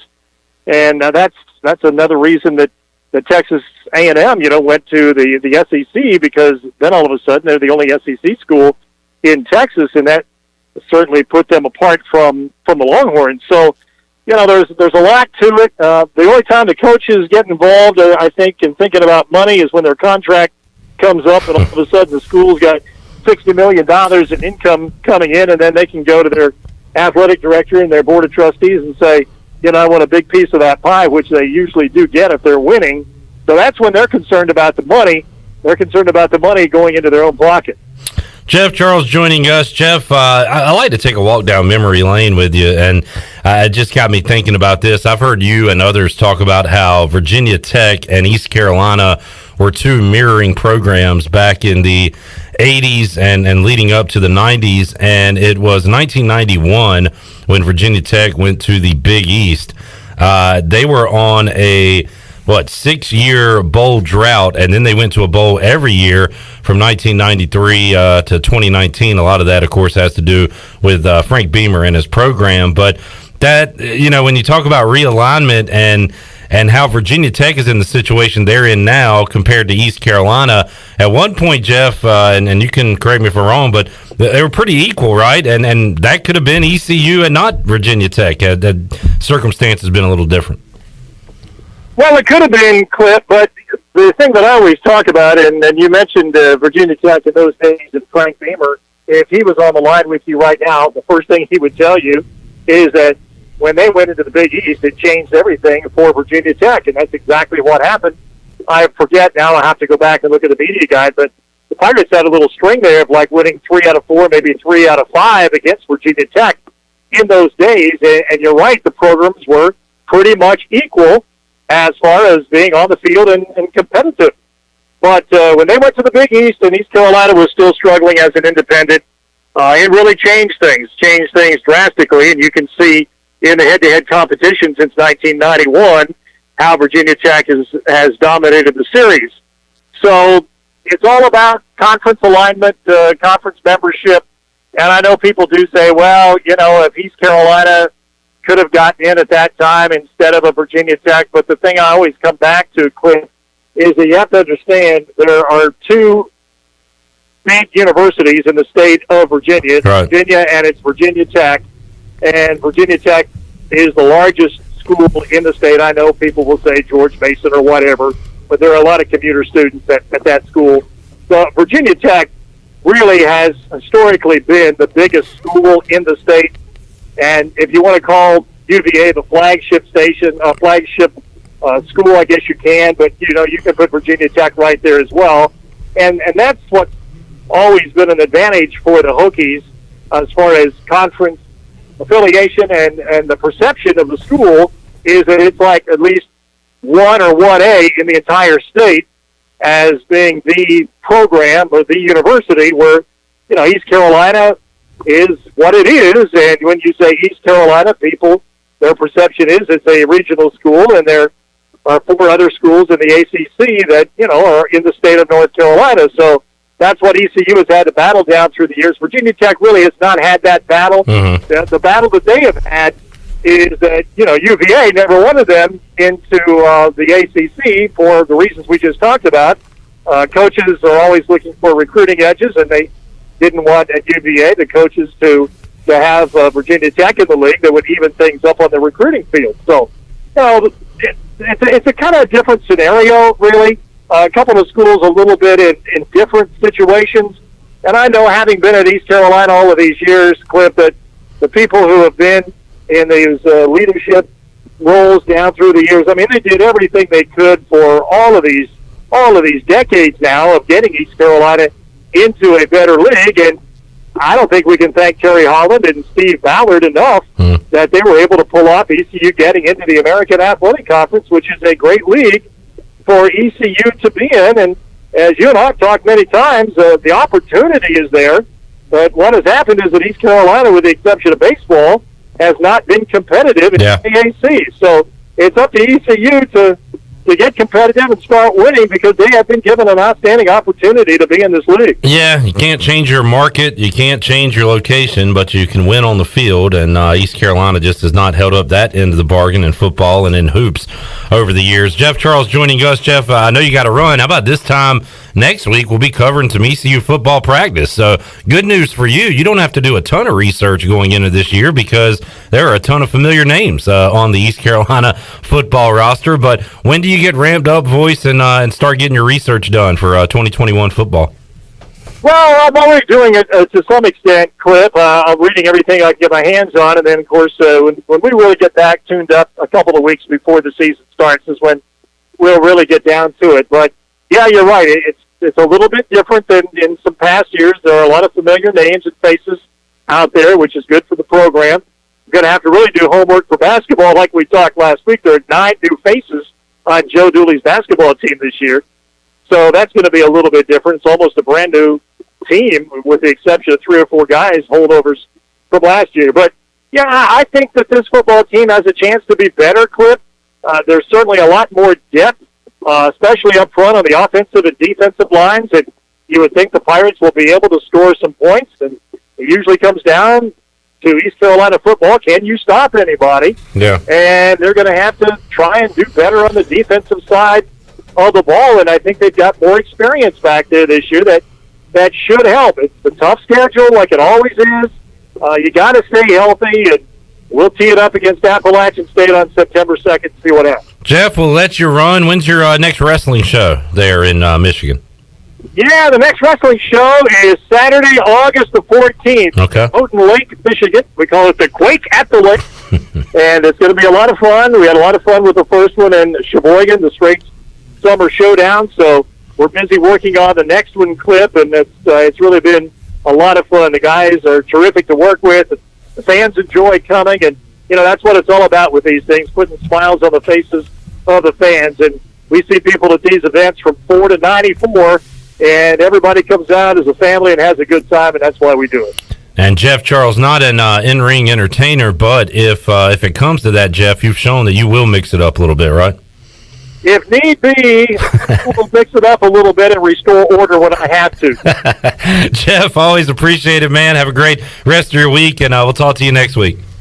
All right, Cliff. Thanks so much. All right, the strongest voice in America, Jeff Charles, joining us on the Fixed NC Live line here on Pirate Radio Live. We will take a timeout, come back, and talk a little Charlotte Hornets basketball, NBA draft coming up on Thursday night. What can the Hornets do to add to their roster, which features the Rookie of the Year, LaMelo Ball, also Terry Rozier, big-time scorer, Gordon Hayward. Hopefully they have him back healthy and ready to go for 2021-22. We'll talk about the Hornets and the NBA draft when we return. Spencer Percy joins us right after this.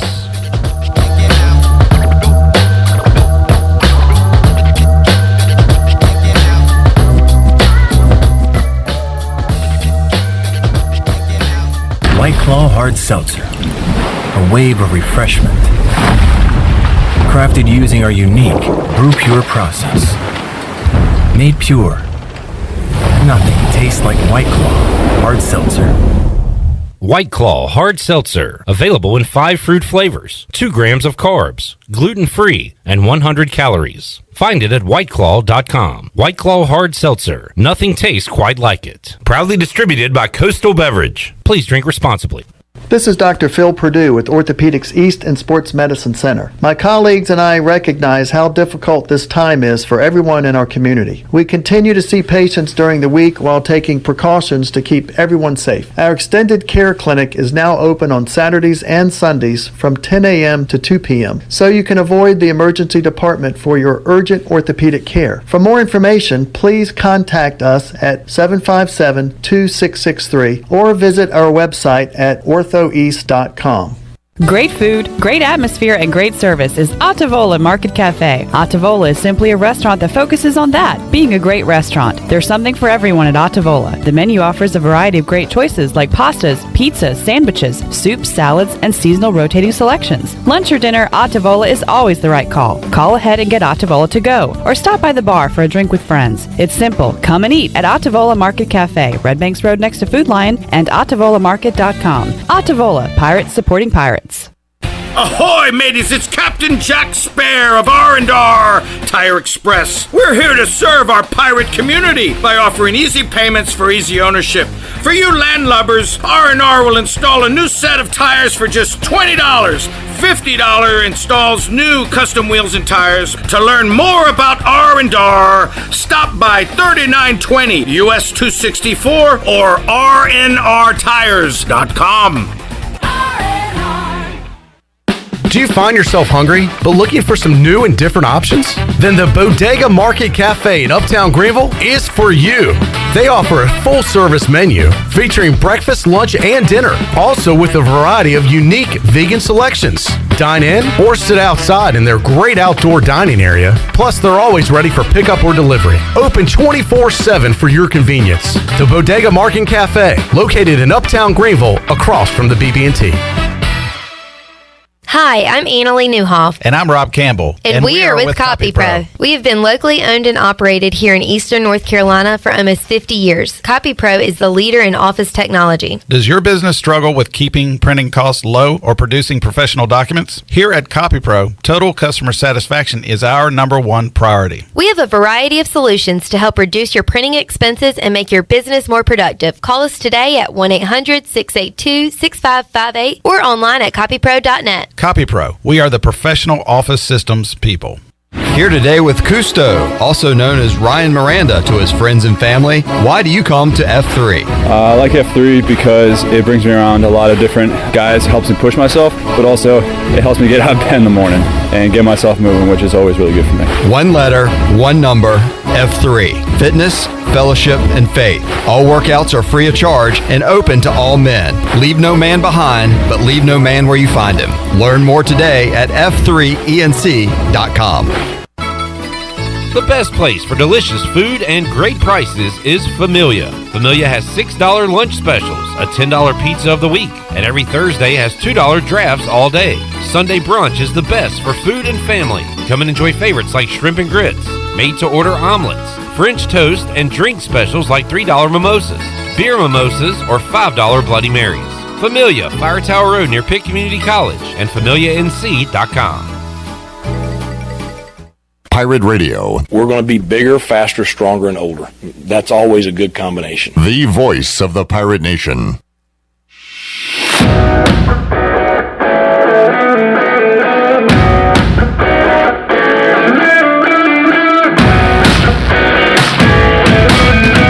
You're listening to Hour 2 of Pirate Radio Live. This hour of PRL is brought to you by Select Bank and Trust. Banking is banking until the service is not the same. Wouldn't you like to deal with a bank that is responsive to your needs, can make local decisions, and cares about you, the customer? Try Select Bank and Trust. Bank local.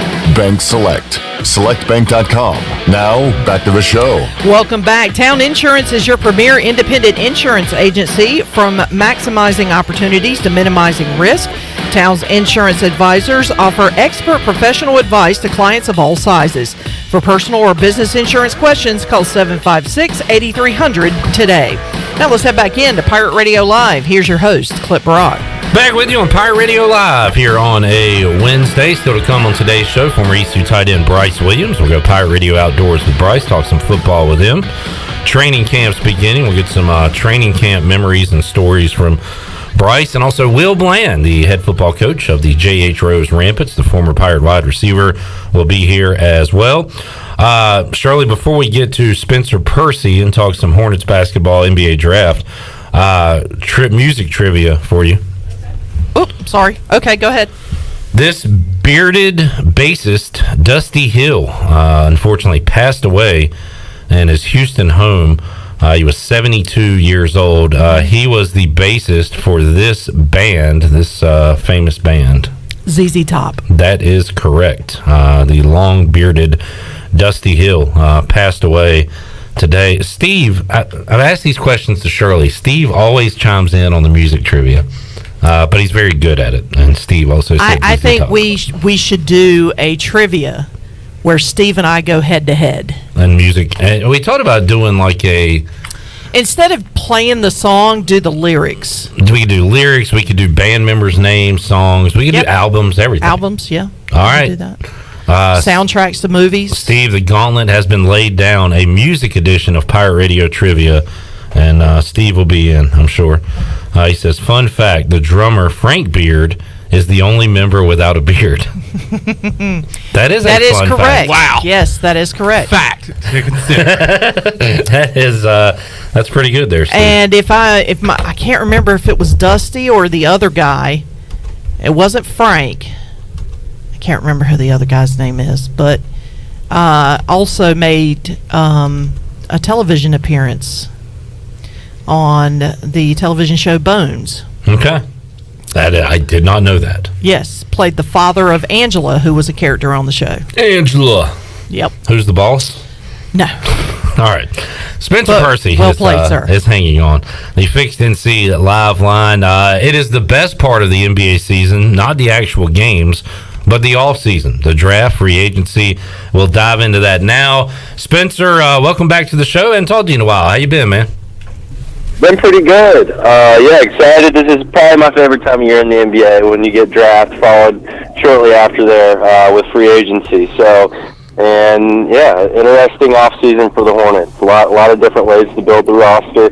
Obviously with the 11th pick, and then they're going to have some cap space in free agency. So yeah, it should be a fun few weeks here. You could argue, I've argued it before, that this part of the NBA calendar is, more entertaining than the actual season, depending on who you root for. And for the Hornets, they have been in this financial hell pretty much ever since we started getting you on Pirate Radio, Spencer. And I remember asking, when is there light at the end of the tunnel? When are we getting out of this thing? And we're about to be there, right? Where they can actually make some moves.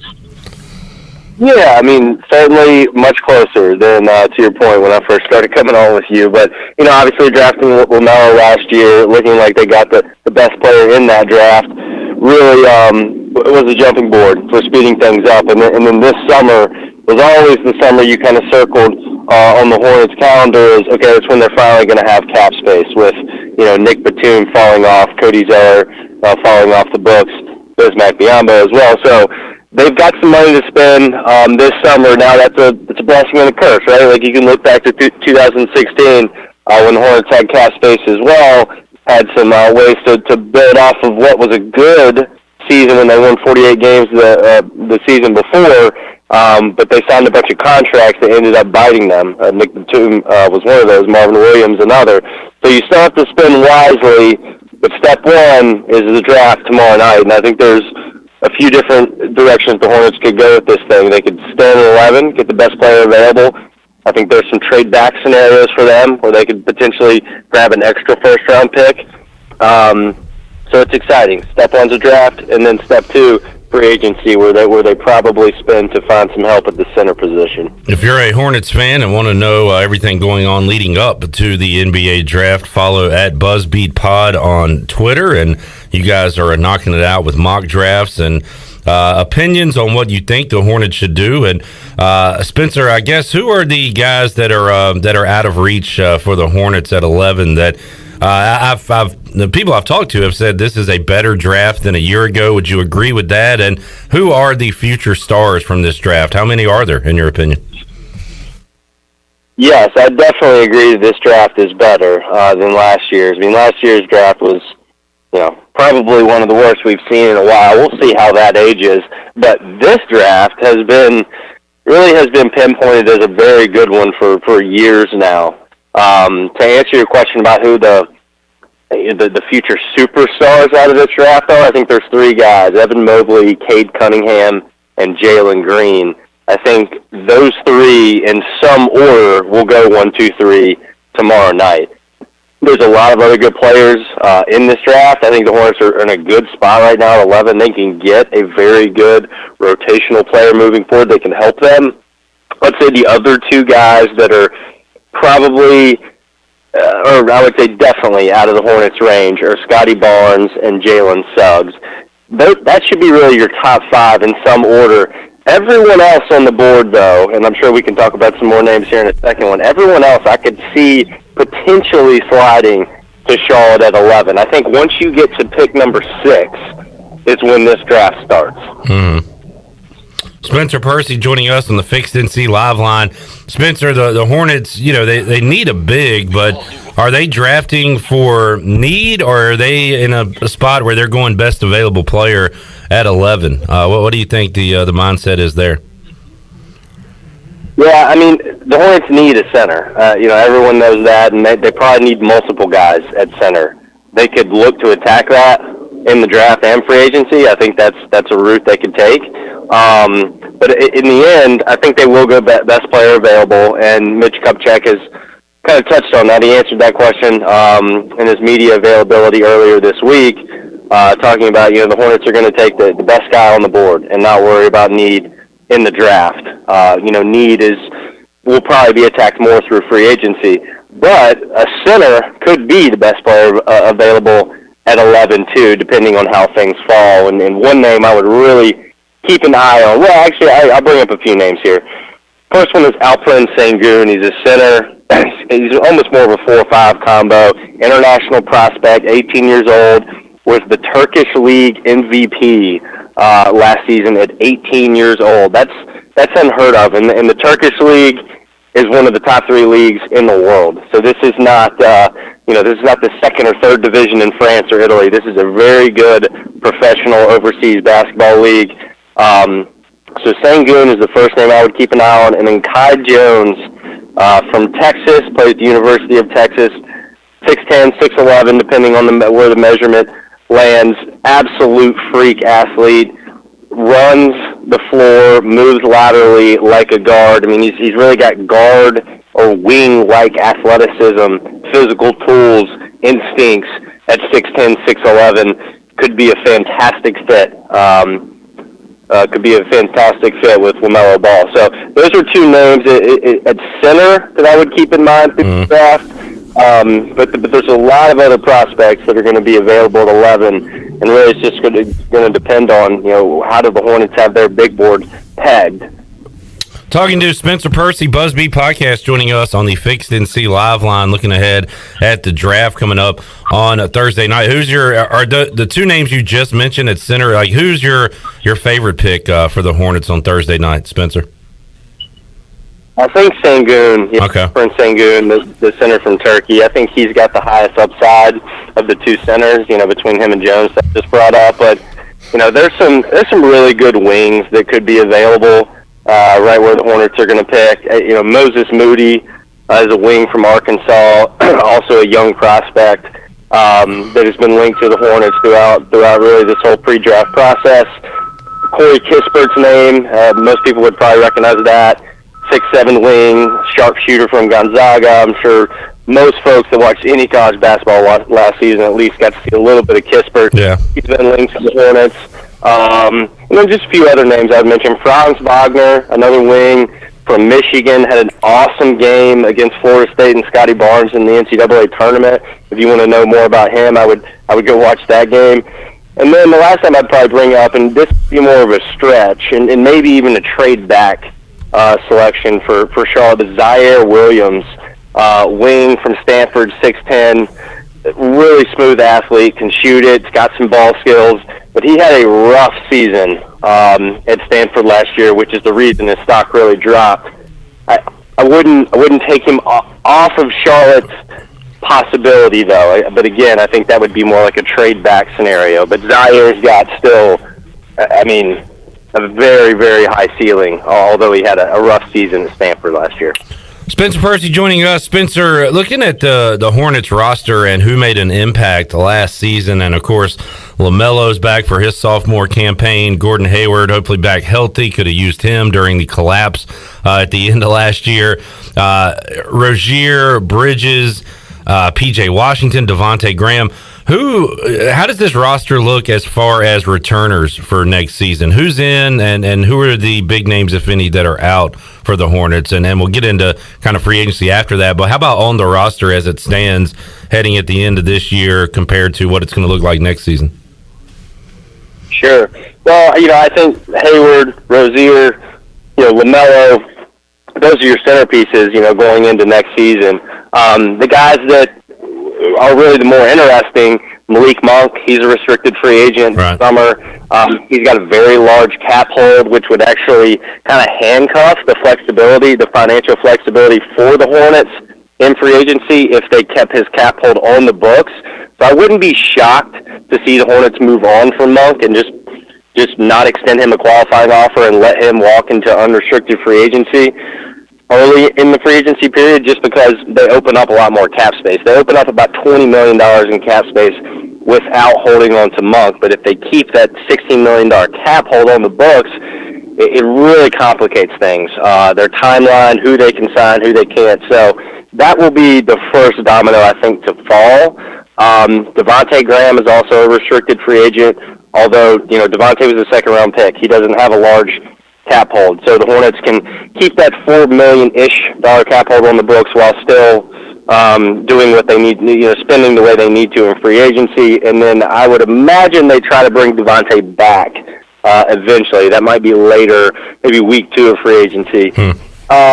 Cody Zeller is an unrestricted free agent as well. I think there's a chance he's back in Charlotte, but I think it'll really depend on the price point. He just kind of seems to be Mr. Hornet. He's his entire career here in Charlotte, and outside of the injuries, has been a reliable player when he's on the floor. And then outside of those things that I just mentioned about the current roster, the Hornets have got to find two things. We talked about the first one. They got to find the center, and probably multiple centers. Some names I would keep in mind: Rashawn Holmes from the Sacramento Kings. He would demand more in that $20 million range annually, which is about what the Hornets have to spend. So he'd be a bigger splash. Nolan would be an example of a smaller name. They could probably get him on something like $7 to $8, $9 million a year, I would think. So there's a lot of different angles, and then I think they need wing depth. Charlotte does, and this would probably be more in. I don't think they draft wing depth. I mean, they might draft a wing, but not one they're going to expect to play early on. I think they need to go find almost like a Jay Crowder type out there. They need a defensive wing who can guard multiple positions, take some pressure off the limited backcourt of LaMelo, Rozier, Devontae Graham. Give them some size, give them some defensive flexibility. So I think that would be how I kind of peg the off-season priorities for the Hornets.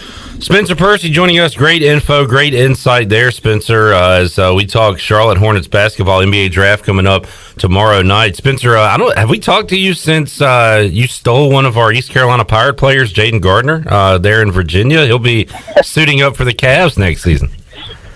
I don't think we have. Yeah. Now that you're bringing it up. Yeah. Good pickup for you guys. He's a great player, but also a really great dude. I'll still root for Jaden. He's a fantastic guy.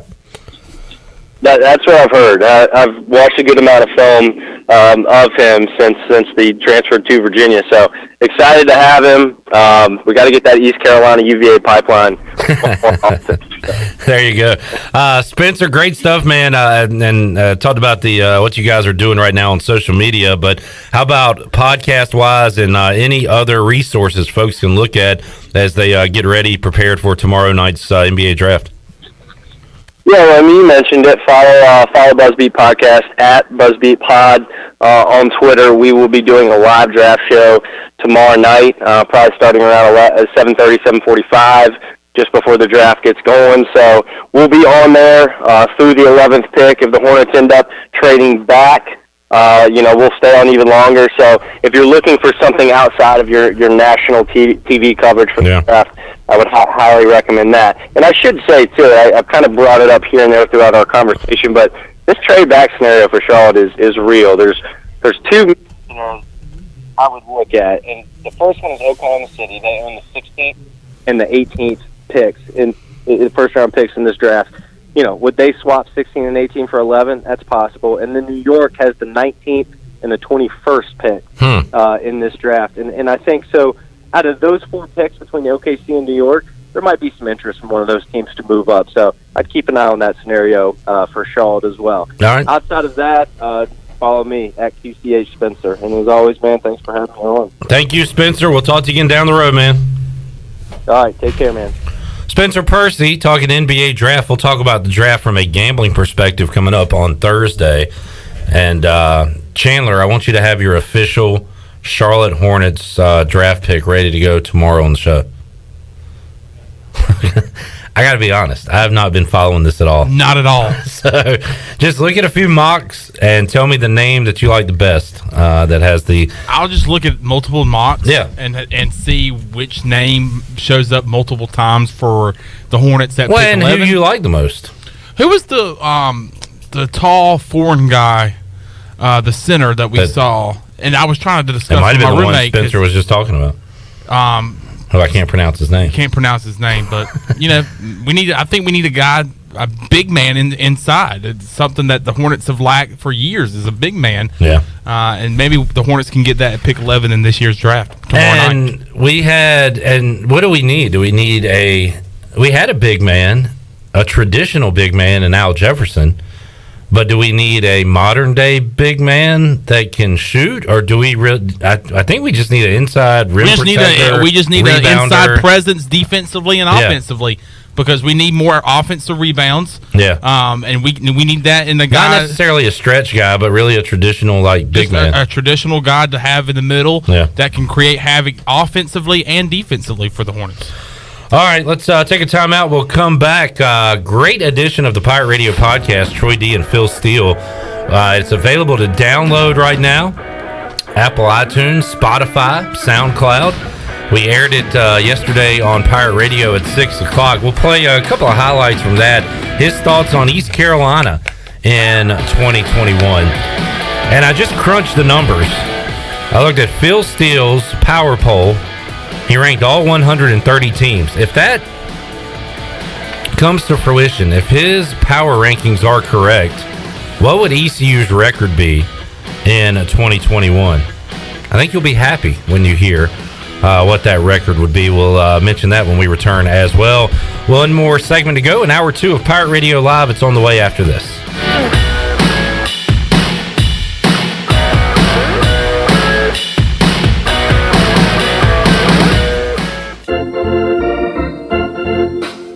Down East Wood Ducks baseball is back. Come out Saturday, July 31st for the Beach Jersey Giveaway, presented by Lenore Community College. Free to the first 1,000 fans. Be sure to purchase your game tickets in advance at woodducksbaseball.com or call the Wood Ducks offices at 252-686-5164. See you at Granger Stadium when gates open at 5 and first pitch is at 6. Go Woodies!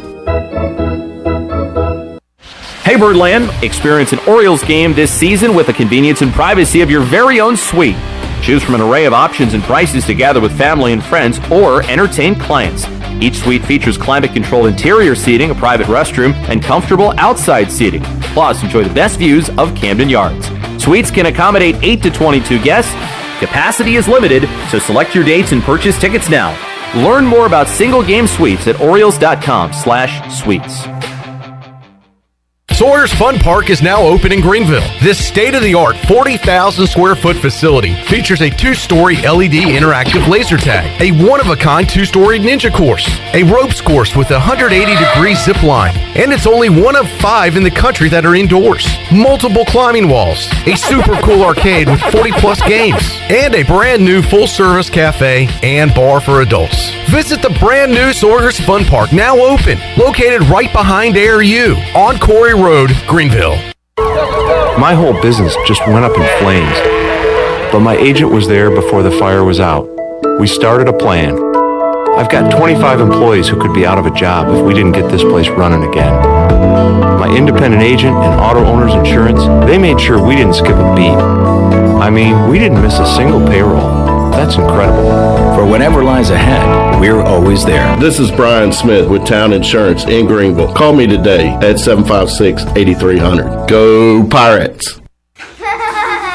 We're midway through bath time, and 2 medium, 2-topping Domino's pizzas for $5.99 each have begun their drive to the Smith's front door. That's a GPS-enabled custom delivery alert, folks. The newest improvement to the Domino's tracker, saying Domino's will be there in 2 minutes. They're calling it audible. Bath time's now rinse time. They've got 1 kid dry, 2 kids dry. The pizzas are here. They made it to the door. The kids are clean enough. The new Domino's tracker with GPS worked again. 2-item minimum. Pan pizza will be extra. Ask for this limited time offer. Prices, participation, delivery area, and charges may vary.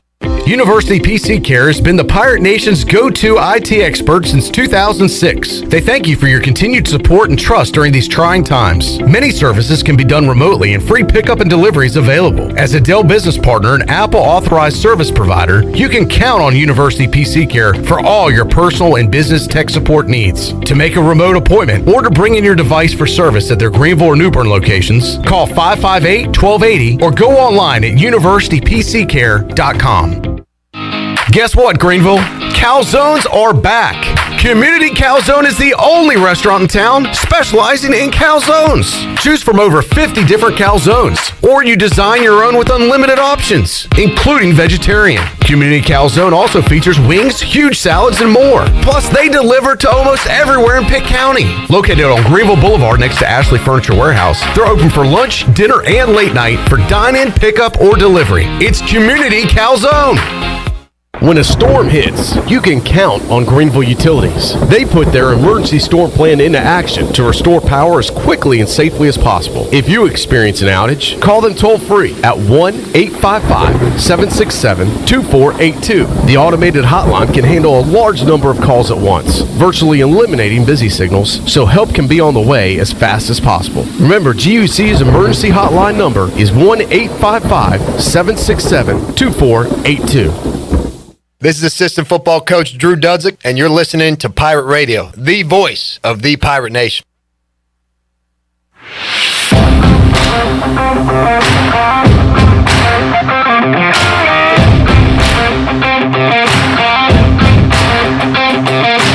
You're listening to Hour 2 of Pirate Radio Live. This hour of PRL is brought to you by Select Bank and Trust. Banking is banking until the service is not the same. Wouldn't you like to deal with a bank that is responsive to your needs, can make local decisions, and cares about you, the customer? Try Select Bank and Trust.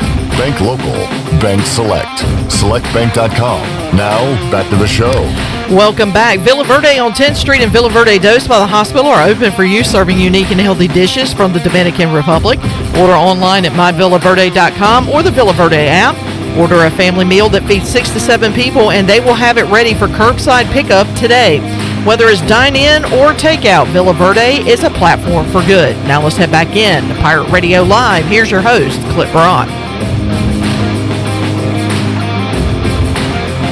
Hello. Oh, yeah, sorry. That would help, wouldn't it? Is this thing on? Hello. Hello. Hello. Welcome back to the program. Clip Brock, Shirley Rhodes, Chandler Honeycutt here with you on a Wednesday. Got a giveaway coming up next hour. Got Bryce Williams and Will Bland going to join us on the program as well. I have crunched the numbers. I've gone through the Phil Steele power poll. And look, nothing is going to work out this easy where if you... If you're favored to win a game, it doesn't mean you always win it. If you're the underdog, we love upsets for a reason. They happen all the time. But just looking at it, if things go according to Phil Steele's power poll for preseason 2021, what would ECU's record be? How many teams does he have ranked higher than the opponents? How many teams does he have ranked lower than East Carolina? I've crunched the numbers, and East Carolina, if the poll turns out to go the way Phil Steele's, if the season turns out to go the way Phil Steele's power poll is written, East Carolina will go 7-5.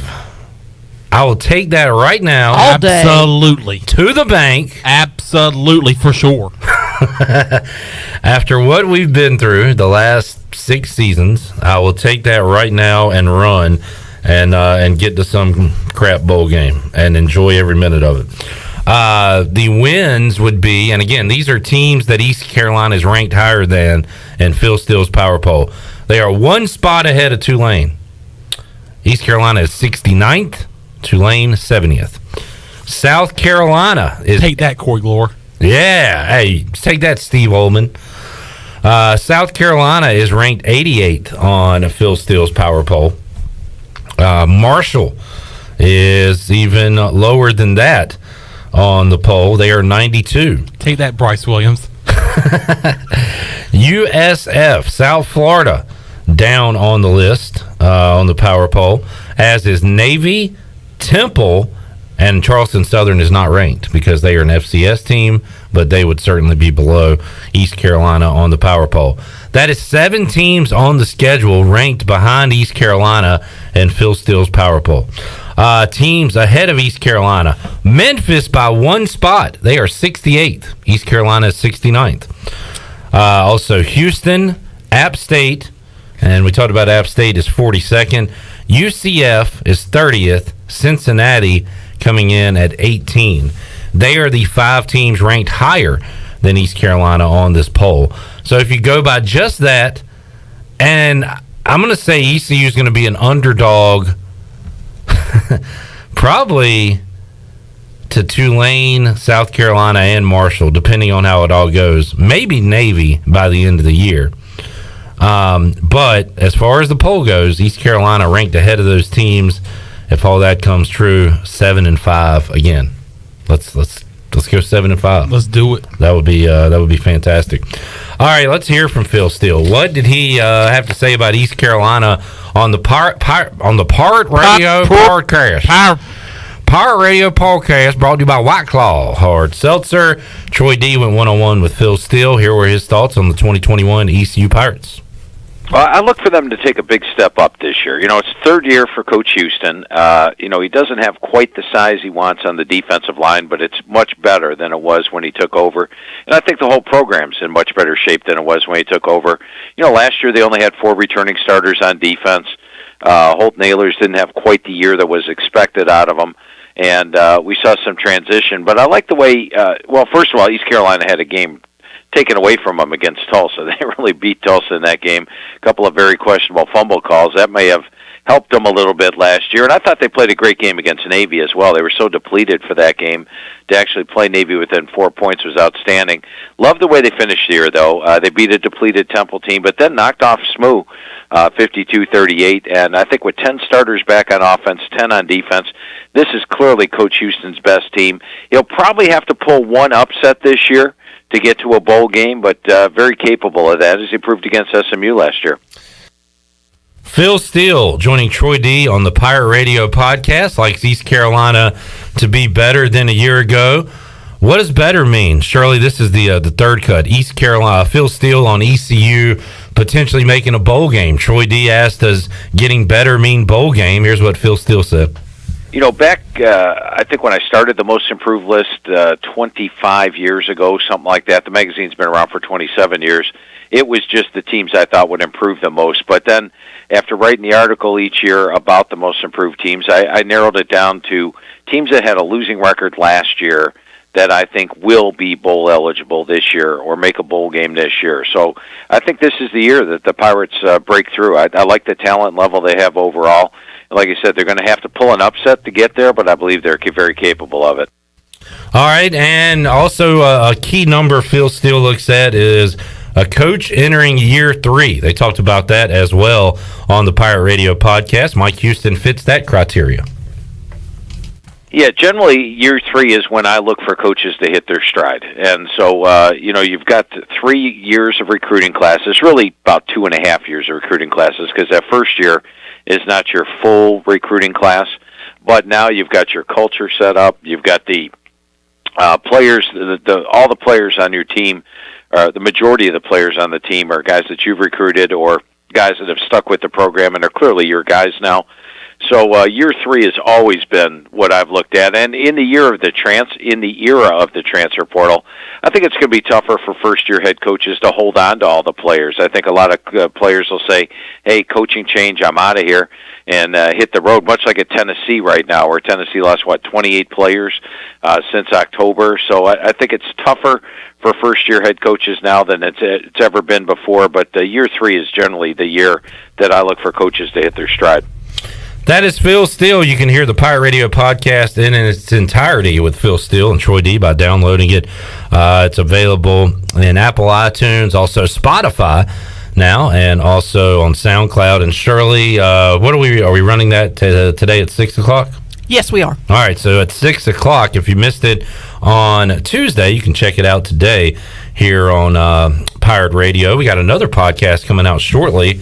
Alan Thomas, AT, talked to Lauren Perdue, who was a USA swimmer, and she talked about her career and being from around these parts, and also about what's going on right now at the Olympics. So stay tuned for that shortly as well. Got a lot going on here as we enter the month of August. Just a few days left in July, and we are just about into full go football mode as we'll be covering some fall camp next week on Pirate Radio Live. That is exciting, and also be getting you ready for the high school football season, which we'll do coming up in hour number 3 of today's show with Will Bland, J.H. Rose, head football coach. Let's take a time out. We got Bryce Williams joining us, Will Bland as well. Maybe a pop-in visit from our old friend Tony Castleberry coming up in hour number 3. It's all ahead on Pirate Radio Live. We're back with you after this.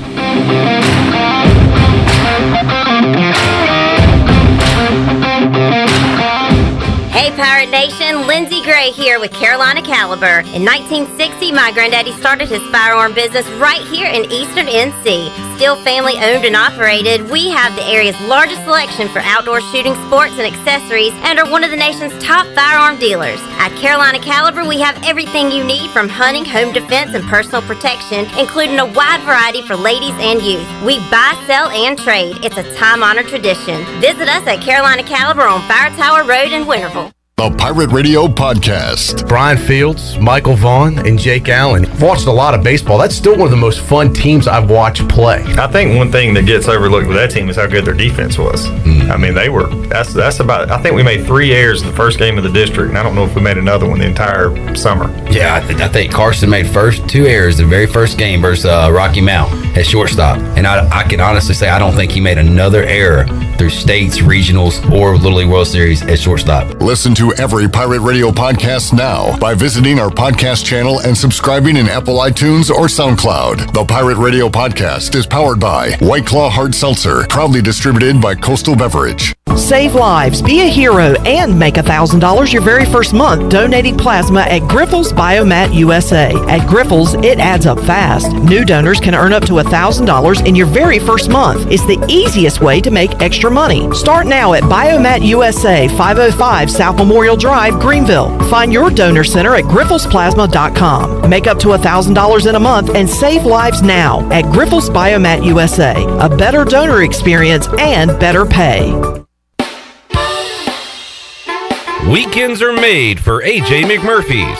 Start your Sunday fun day at AJ's. AJ's is now serving brunch from 11 a.m. to 2 p.m. and a build-your-own Bloody Mary bar. Enjoy your weekend with live music on Friday night and Saturday night with no cover charge. And you can catch all of the MLB and ECU baseball action on AJ's TVs. See you this weekend at AJ McMurphy's, Turnberry Square at Bells Fork, and on Facebook, Instagram, and Snapchat. You've worked hard to start your business and working even harder to make it successful. And that's why it's important to have a bank in your corner when you need them. This is former ECU baseball player Ashley Capps from Select Bank and Trust. And as the business world throws you curveballs, we're here to be responsive to your needs. Our team of local bankers can make local decisions and cares about you, the customer. Get the business services that are right for your business today with Select Bank and Trust. Bank local, bank select, member FDIC. If you're recovering from an injury, getting back into sports, dealing with everyday pain or fatigue, then Kinetic Physical Therapy and Wellness can help you get back on track and live well. Kinetic's award-winning staff features a TPI golf specialist that offers assessments and rehab to help you get back on the course and playing your best. This is Dr. Shondell Jones, and you deserve to live well. Call us at 364-2806 or visit kptonline.com. Go Pirates! At Tiebreakers, we pride ourselves on serving big, juicy wings. I'm talking big and juicy. Our chickens are the same ones that kick sand in the other chickens' faces. If our chickens played football, they'd be linebackers. The competition's chickens, they'd be skinny little kickers. Trade those kickers in for linebackers. Tiebreakers is open every day at 11 a.m. Follow Tiebreakers on Facebook and Instagram for daily updates. This is East Carolina head football coach Mike Houston, and I'm proud to announce that our ladies clinic is back this summer on July the 30th. This evening will provide a behind-the-scenes look at ECU football and a chance to meet the players, coaches, and their families. The evening will end with an entertaining dinner and social. Sign up today at MikeHoustonFootballCampsLLC.com. We look forward to seeing you there. Go Pirates! This is Pirate Radio, WGHB Farmville, 1250 and 92.7 FM Greenville, WDLX Washington, 930 and 104.1 FM Washington.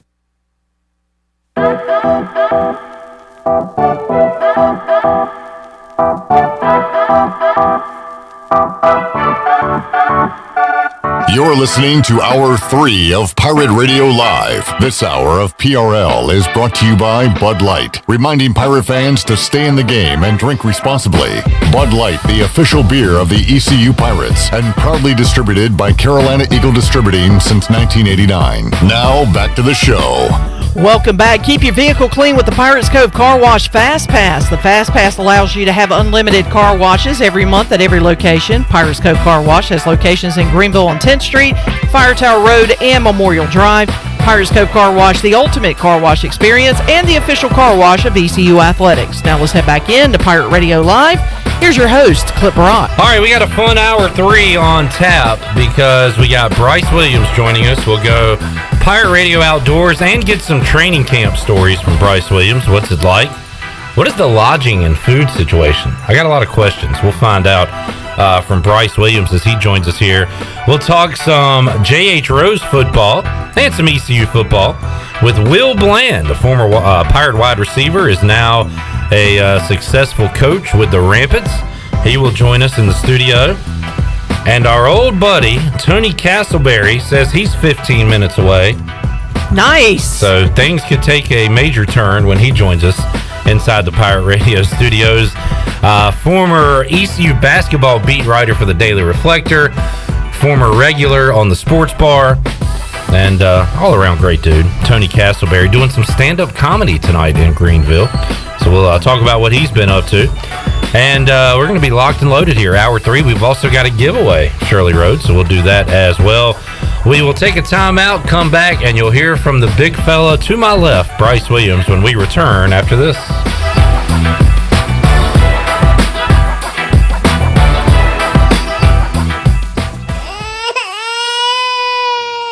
There's nothing more important than protecting your family. Fire ants can cause painful allergic reactions and even death. Protect your loved ones at home where you should feel the safest. Visit pesttechofgreenville.com to learn of our once-a-year treatment to guarantee you stay fire ant free. Tested and proven effective by your Eastern North Carolina exterminating professionals at Pest Tech of Greenville. Mention the crying baby for an extra 10% off.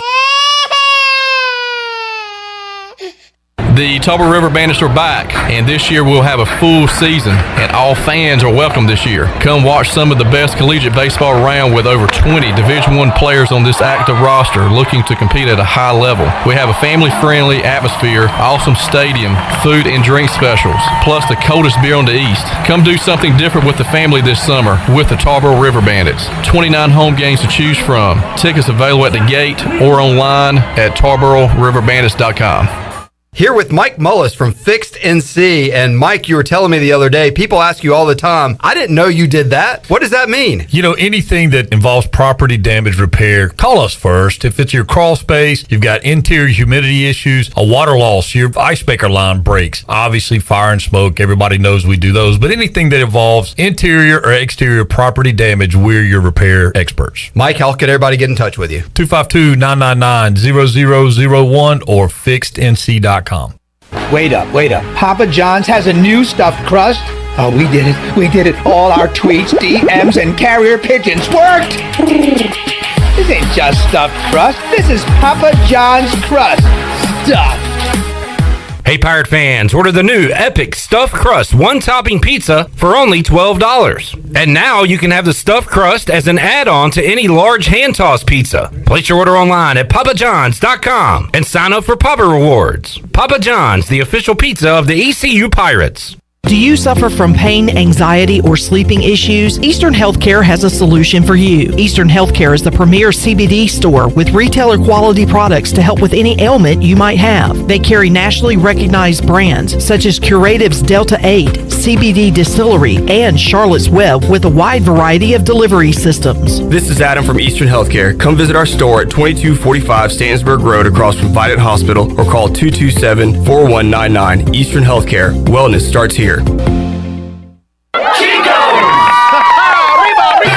Chico's Mexican Restaurant is the home of the best margaritas. Grab your amigos and head to Chico's every Tuesday for the Gulp of Mexico, a huge 46-ounce lime margarita for only $6.99. On Thursdays, relax and enjoy half-price pitchers of Chico's house margaritas. Choose from lime, strawberry, blood orange, raspberry, or peach. For Mexican food and fun, it's got to be Chico's Mexican Restaurant in downtown Greenville and online at chicosrestaurant.com. Chico's, where the fiesta never ends. Although innovative new resources such as digital media and social networks have grown in popularity, smart marketers recognize that printing is a mainstay. We live in an age of computer hacking, scams, and fly-by-night businesses, so it's reassuring to consumers when they receive printed marketing pieces. It exemplifies business confidence and conveys a high level of commitment. It also fosters trust, which leads to engagement and ultimately brand loyalty. When you're ready to grow your business, come to PIP, where business goes to grow.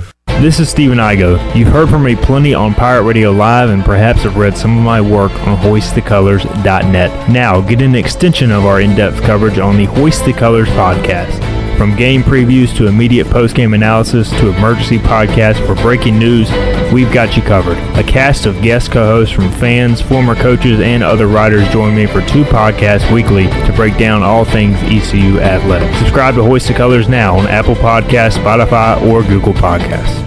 Hi, this is Parker Bunch. When I'm not hitting dingers or going viral, I'm listening to Pirate Radio, the voice of the Pirate Nation.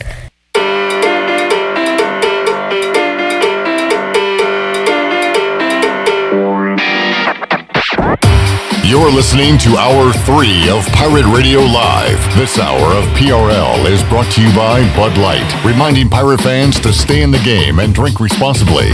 Bud Light, the official beer of the ECU Pirates, and proudly distributed by Carolina Eagle Distributing since 1989. Now, back to the show. Welcome back. Thinking of remodeling your home or business? AG Home Solutions has been serving the remodeling needs of Eastern North Carolinians since 2017. The company specializes in additions, kitchen and bath remodels, historic preservation, commercial upfitting, and new construction. AG's Home Solutions offers a full-service design center and showroom, staffed with knowledgeable sales and design consultants ready to help with any remodeling project. Visit aghomesolutions.com to get started today. Now let's head back in to Pirate Radio Live. Here's your host, Clip Rock. Back with you on Pirate Radio Live on a Wednesday. We're going to have a full house here in a little while as Will Bland, head coach at J.H. Rose, will join us. Also, our old friend Tony Castleberry, formerly of the Daily Reflector, now living in Wilmington. And he's doing some stand-up comedy here tonight in Greenville at Pitt Street, and I believe he's going to drop by the studio. So we'll have a full house with Bryce Williams, who joins us today. Got a lot to talk about with Bryce. How you doing, man? I'm doing good. Good to see you. How y'all doing? As always, we're great. Good. A few things, Bryce. We'll talk a little Pirate football, but also NFL training camps beginning today. And I'm curious, your memories, what you remember about that. I got questions for you, too. But when you think of NFL training camp, like what pops into your brain? Good stuff, bad stuff, in between? Kind of a little bit of both. Definitely, it's an exciting part of the time because it's like, all right, you've been through OTAs and everything and nothing solidified really during that time. Things, obviously unfortunate things can happen. You still get released. But, training camp is... that's when you decide, well, am I going to make this team, practice squad, make the active roster, whatever it may be, where am I going to land, even if I don't make with this team, is someone going to pick me up? So, it's definitely... You got a lot on the mind. There's a lot of mind, so you're definitely thinking about that. You try not to let that get too overwhelming because you're worried about trying to be perfect during, practice and learning everything. It's super exciting. Of course, the hype. With the NFL Network and all the sports stations is exciting, and everybody's coming in, and some guys you didn't see in OTAs. And hype is a good word for it, Bryce, because there's not much going on, but we're so thirsty for NFL coverage. Right. Every little thing. Wow, watch this receiver burn this corner on this one play, and we overreact to it. Yeah, and it gets viral. And all that. It's exciting, and of course, it's just when you try and prove yourself for once, and the training camp goodies is good. The days are long, but it's a good time, and it was good and bad. It is as a fan, as a fantasy football player, as a human being. I hate it because when I think about it, I think of injuries. And we've already had Cam Akers, who's an impact running back for the Rams, go down before training camp even begins.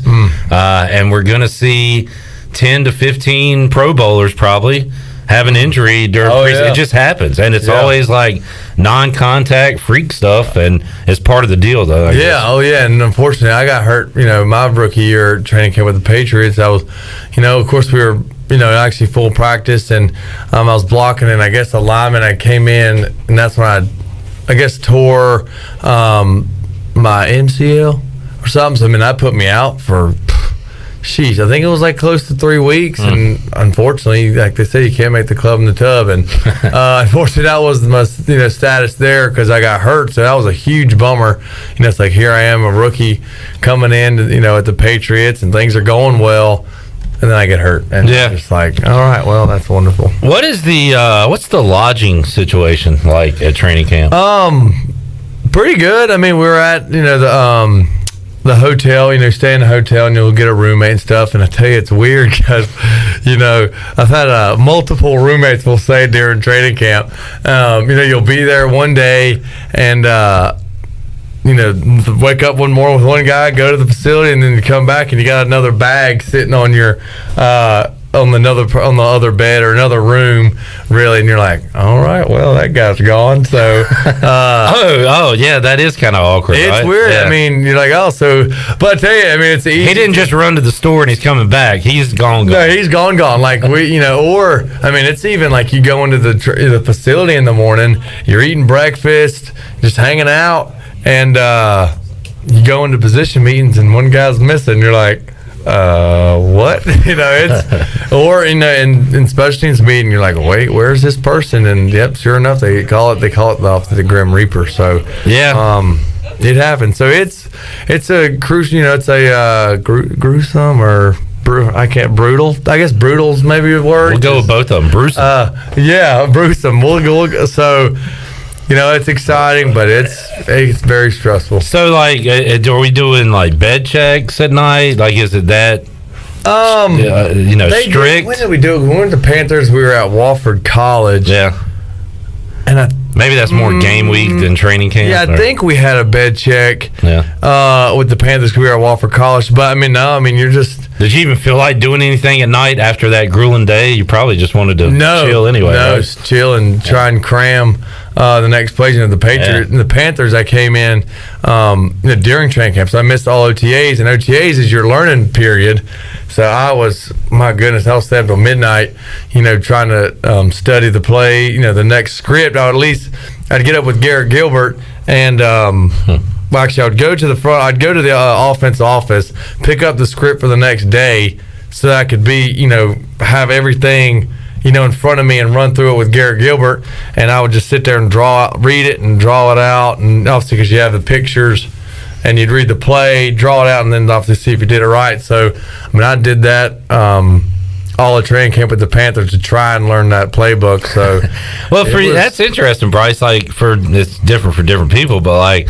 I don't really think about that side of it. Is sometimes that more difficult than the physical side? It's way more difficult. Really? You just got to know the plays in the Panthers playbook. My gosh, that mess was complicated. It was the weirdest. I think it was one of the weirdest playbooks. Even though who was the O coordinator then? Was it Shula? Yeah, it was Mike Shula. And that playbook was super weird to me. And then the Rams. Not McVay's offense, but the Rams. Jeff Fisher's offense. Yeah. Who was the OC? I can't remember his name, but that Schottenheimer maybe. It might have been. I don't know. I might be off. But that playbook was super weird. But Seattle's was easy. Cardinals made sense. Patriots made sense. I mean, so trying to learn the Panthers that far behind was pretty difficult. But I grasped it for the most part and everything. But. The mental side of it is way more stressful because running, catching, blocking, doing all that stuff, that's easy. It's all right. Let's figure out what these plays are, and especially when Tom Brady obviously like I said, the Patriots offense made sense. So, but when Tom Brady would say the play, it'd be 1,000 miles an hour. Like, oh yeah. God, wait, what? Yeah, you don't want to be that guy that has to ask a teammate, "Hey, what am I doing?" Yeah, and it was bad. There's a lot of conversation on the line, that's for sure. Bryce Williams joining us. Tony Castleberry in the house. You can come on in if you'd like, Tony, and make your presence felt. This could go really great or really bad. Oh my God! I was driving in What's up, buddy? Great I to was, see you. I was driving in, and I was like, do I have time to go do this? And within 30 seconds of flipping over to the show, you said my name, and I'm like, well, I gotta go now. Yeah, I have to come pressure's on down. you. So, Yeah. what's up, guys? Well, Tony Castleberry, formerly of the Daily Reflector, formerly a Pirate Radio regular, now in Wilmington. No, I moved to Raleigh. By way of Raleigh? Yeah, I went from Greenville to Wilmington and been in Raleigh for a year and a half. That tells you how much I've kept up with you. Yeah, I don't keep up with you either. It's on purpose. It's mutual. It is mutual. You're lucky I'm here. And you are here to do some comedy tonight, right? Yeah, I am. There's a really good open mic at Pitt Street. My friend Matt Dameron, who lives in Rocky Mount, he runs shows in this area. Watch your lane. I know. It's kind of like Matt Dameron, whatever. He has gotten this mic. He didn't start it, but he's kept it going, and they moved it. They used to have shows upstairs there. You came to one, I think. That is a creepy room to be in. It's very small. All I can think about, if there's a fire, we're all going down. We're dead. Yeah. 100%. Heat rises. And they moved it to a bigger room, and I had told him for months, I'm like, I'm going to come do the mic. Mike. Finally getting around to it, and lo and behold, Matt's not here tonight. But I'm still going to do it. It should be fun. Crowds are You're great. You're going to show up and everybody's going to be like, who's this guy? Yeah, 100%. Nobody remembers me. I invited everybody I knew here. Nobody has confirmed that they're coming yet, so we'll see. Sports trivia at AJ's. Believe me, we're competing with you guys. Yeah. There may not be anybody there except comedians, which is always great. What time are you personally going on? Well, I'm going to go sign up. I'll be in the first 10, so in the first 30 minutes I'll be there. But stay for the whole thing. Right, but what time is that? 8:15-ish. Oh, okay. It starts at 8. I should go up by 8:15, 8:20, I would imagine. And, man, I'm going to be so good. I can attest. I've seen you twice. Once in here in Greenville, once in New Bern. Yeah, came to New Bern for a show. God, I would like to think that I'm way better now than I was then. So was that, like 2 or 3 years ago? Yeah, it was at least 2 years ago. And, I can't even imagine how awful I think I was back then. Oh, shut up, Tony. But I am way better now. Good. And I think it's going to be a good time. I know comedians like this. Hey, tell us a joke. Joke, man. I've got all kinds of vaccination jokes. Oh, boy. I've got topical.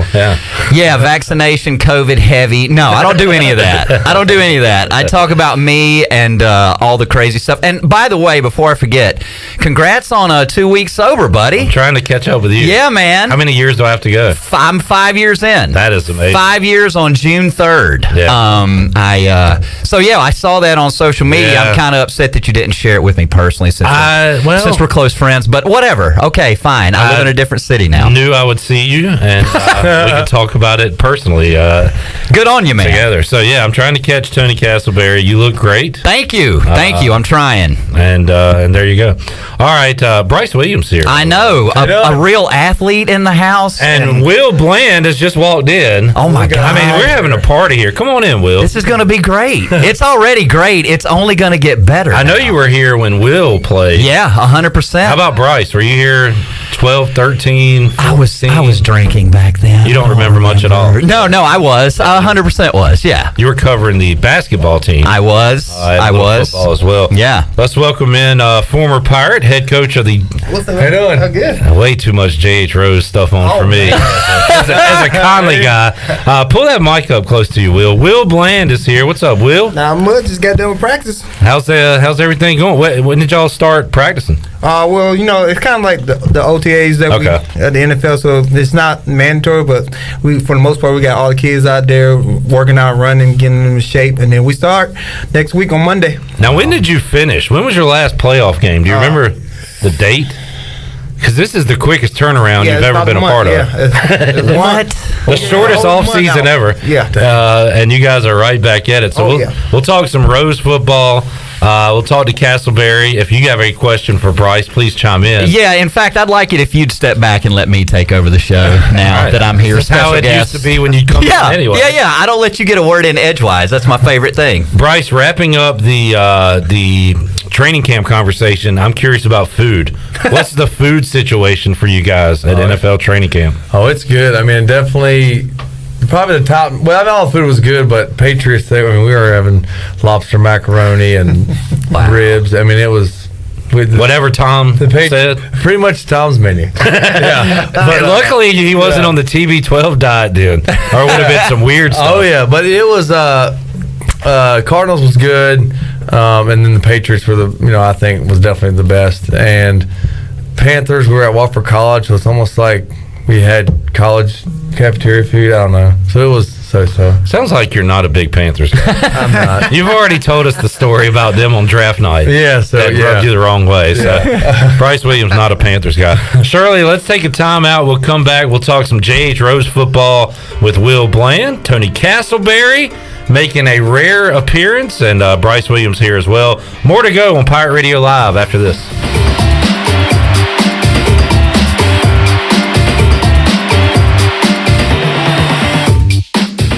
Hey Pirate Nation, this is Tom Brown from Brown & Wood Buick GMC Truck. We've been serving the Pirate Nation in Eastern North Carolina for 83 years. We have 4 brands, 3 generations, 2 showrooms, and 1 goal to make sure you leave a happy customer. This month at Brown & Wood, get a 2021 GMC Terrain and save over $4,000 off. And as always, Brown & Wood is the home of the lifetime powertrain warranty. We're located on Greenville Boulevard next to the Convention Center, or shop us online at brownandwoodauto.com. At US Cellular, we believe everyone should get more of the latest 5G technology for less of your hard-earned money. Right now, everyone can get a free smartphone, whether you're a new customer or not, with no trade-in or hidden fees. US Cellular, America's locally grown wireless. Terms apply. See uscellular.com for details. This is Brandon Tate, owner and operator of Atlantic Wireless, an authorized agent for US Cellular since 1997. Visit atlanticwireless.com to find the store near you. We go beyond the call. White Claw Hard Seltzer, a wave of refreshment. Crafted using our unique Brew Pure process. Made pure. Nothing tastes like White Claw Hard Seltzer. White Claw Hard Seltzer, available in 5 fruit flavors, 2 grams of carbs, gluten-free, and 100 calories. Find it at whiteclaw.com. White Claw Hard Seltzer. Nothing tastes quite like it. Proudly distributed by Coastal Beverage. Please drink responsibly. The icy treat that can't be beat is Sparky Snowballs. From big kids to little kids, Sparky Snowballs has been making smiles happen for over 20 years. If you're not in the mood to chill out with a snowball, Sparky's funnel cakes and fried Oreos are a perfect Sparky-licious treat every time. Look for Sparky Snowballs location at the Food Truck Rodeo on the corner of Evans Street and Fire Tower Road, and remember to follow Sparky's on Facebook or visit SparkySnowballs.com. At Jimmy John's, we don't make sandwiches. We make the sandwich of sandwiches. We use fresh veggies because we don't hate salads. We just feel bad for them. We make our sandwiches exactly how you want because you're the one who's eating it. And we bake bread all day, every day because stale bread isn't bread. It's croutons. Sandwich history is written by the victors. Good thing we have legible handwriting. Jimmy John's, the sandwich of sandwiches. Order pickup or delivery on the app. Have you ever seen those exotic aquariums like the guys do in Las Vegas on television? You ever thought about having one of these aquariums in your business? It's more affordable than you think. This is Hal Pruitt with rentafishtank.com. We can make having an aquarium in your business turnkey with no work, cleaning, or hassles for you. Rentafishtank.com creates a relaxing atmosphere and keeps children occupied. Rentafishtank.com already services many dental, pediatric, and doctor offices, plus hospitals and senior living centers. Check us out at rentafishtank.com. E&S Hemp Company in Winterville is your premier CBD store. At E&S Hemp Company, they have helped hundreds of people just like you get relief from joint pain, anxiety, insomnia, and more by providing you the highest quality of CBD products available. E&S Hemp Company has a great selection of only the safest, purest, and most beneficial hemp-infused products available, from honey, tea, coffee, candles, and more. E&S Hemp Company, Fire Tower Road in Winterville, and online at eshempcompany.com. You've worked hard to start your business and working even harder to make it successful. And that's why it's important to have a bank in your corner when you need them. This is former ECU baseball player Ashley Capps from Select Bank and Trust. And as the business world throws you curveballs, we're here to be responsive to your needs. Our team of local bankers can make local decisions and cares about you, the customer. Get the business services that are right for your business today with Select Bank and Trust. Bank local, bank select, member FDIC. Radio. Ho! You're listening to Pirate Radio.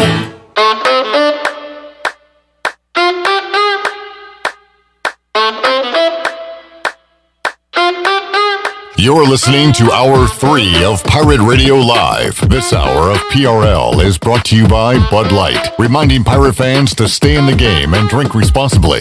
Bud Light, the official beer of the ECU Pirates, and proudly distributed by Carolina Eagle Distributing since 1989. Now, back to the show. Welcome back. Live well, move more, and hurt less with Kinetic Physical Therapy. If you're recovering from an injury, getting back into sports, dealing with everyday pain or fatigue, the Kinetic Physical Therapy can help you get back on track and live well. Kinetic has nationally certified therapists for physical, occupational, speech, and massage therapy, all in a state-of-the-art facility on Arlington Boulevard in Greenville. Visit kineticptgreenville.com for more information. Now let's head back into PRL. Here's your host, Clip Brock. All right, back with you on Pirate Radio Live. We had 7 different conversations going at the same time during the break. 6 of those, Tony Castleberry was leading. Yeah, well, I was told that I need to be further away from the mic. I feel like you could hear me from Charles Boulevard. You do not need it. Now he sounds too far away from the mic. Bring him closer, but turn his volume down. Shirley, how does this sound? That's much better. This is the sound of my voice. How does it sound? I'm much happier now. We were talking about during the break the conference realignment, crazy stuff. And Will, have you talked to any of these guys in the coaching world about Oklahoma, Texas going to the SEC? I mean, what do you think about it? Well, I talked to my real good buddy up there in Oklahoma, and he said, and I think they didn't even know that was happening. So they was like, well, go from losing one game to now playing the SEC where everybody got defense there. So he said, you go from losing one game to losing about 2 or 3. So it is not a player or coach decision. It is way above their heads. Above their pay grade. And it has. I've said it from the start that, from a competitive standpoint, it makes no sense. Like you said, from a financial standpoint, I guess it makes all the sense in the world. So that's what is controlling everything with these decisions. Got Will Bland, Tony Castleberry, Bryce Williams hanging out in the Pirate Radio studios. Will, let's get a J.H. Rose preview. I feel like we just talked to you when you were in the playoffs not that long ago, but now we're getting ready for a real fall season, and you guys had a fantastic spring season looking to carry that over. How much did you lose, Will, from the team you just had on the field to this season? Well, we lost our quarterback. We lost starting quarterback, and we lost our do-it-all Kevin Hamilton, the wide receiver guy. But we gained some guys off, and so we should be pretty good on. We got most of the receivers coming back, but Kevin. We got a JV quarterback who had a phenomenal offseason the month he had, and he's going to start for us. He can throw the ball. He can put it on the money, and then we got a young offensive line. So I don't think we have one junior and everybody else is either sophomore. Talk about that short off season, Will, and I guess there's a lot of strength and conditioning, weightlifting usually in the off season. What was this off season like for you? What did you do? What did you not do? Well, I know when we finished up, I gave the kids a month off because we were about to get ready to start back. I think we finished in May, but they got the whole month off, and then we started lifting. Coach King does a great job with them, getting them there and lifting. But it's all the kids. The kids want to be better. They saw how good they was last year, and just telling them, hey, we got lift weights today, and then having most of the team there doing it has been great. So we're very excited. I think we got about 80 kids in our program right now. Wow. So, you got to train the new freshmen because you remember the freshmen didn't play for 2 years. The 8th graders, they missed a whole year. Oh, that's right. Yeah. They ready for it, but we ran them yesterday, and I didn't know it was like this. Yeah. Well, I always ask the veteran coaches this. I remember I asked Paul Cornwell over the years and others, and I'll ask you as a former player and now a coach, how have the numbers changed at the high school football level? Because with all the stuff about health and safety, with other stuff to do now, the numbers seem to be dwindling. 80 sounds like a good number, though, right? Yeah, for us it is. I know I talked to a couple coaches where their numbers are not where it need to be, like 40s, right, 30-something kids and stuff. But we're very lucky to have the kids that want to come out and they want to play.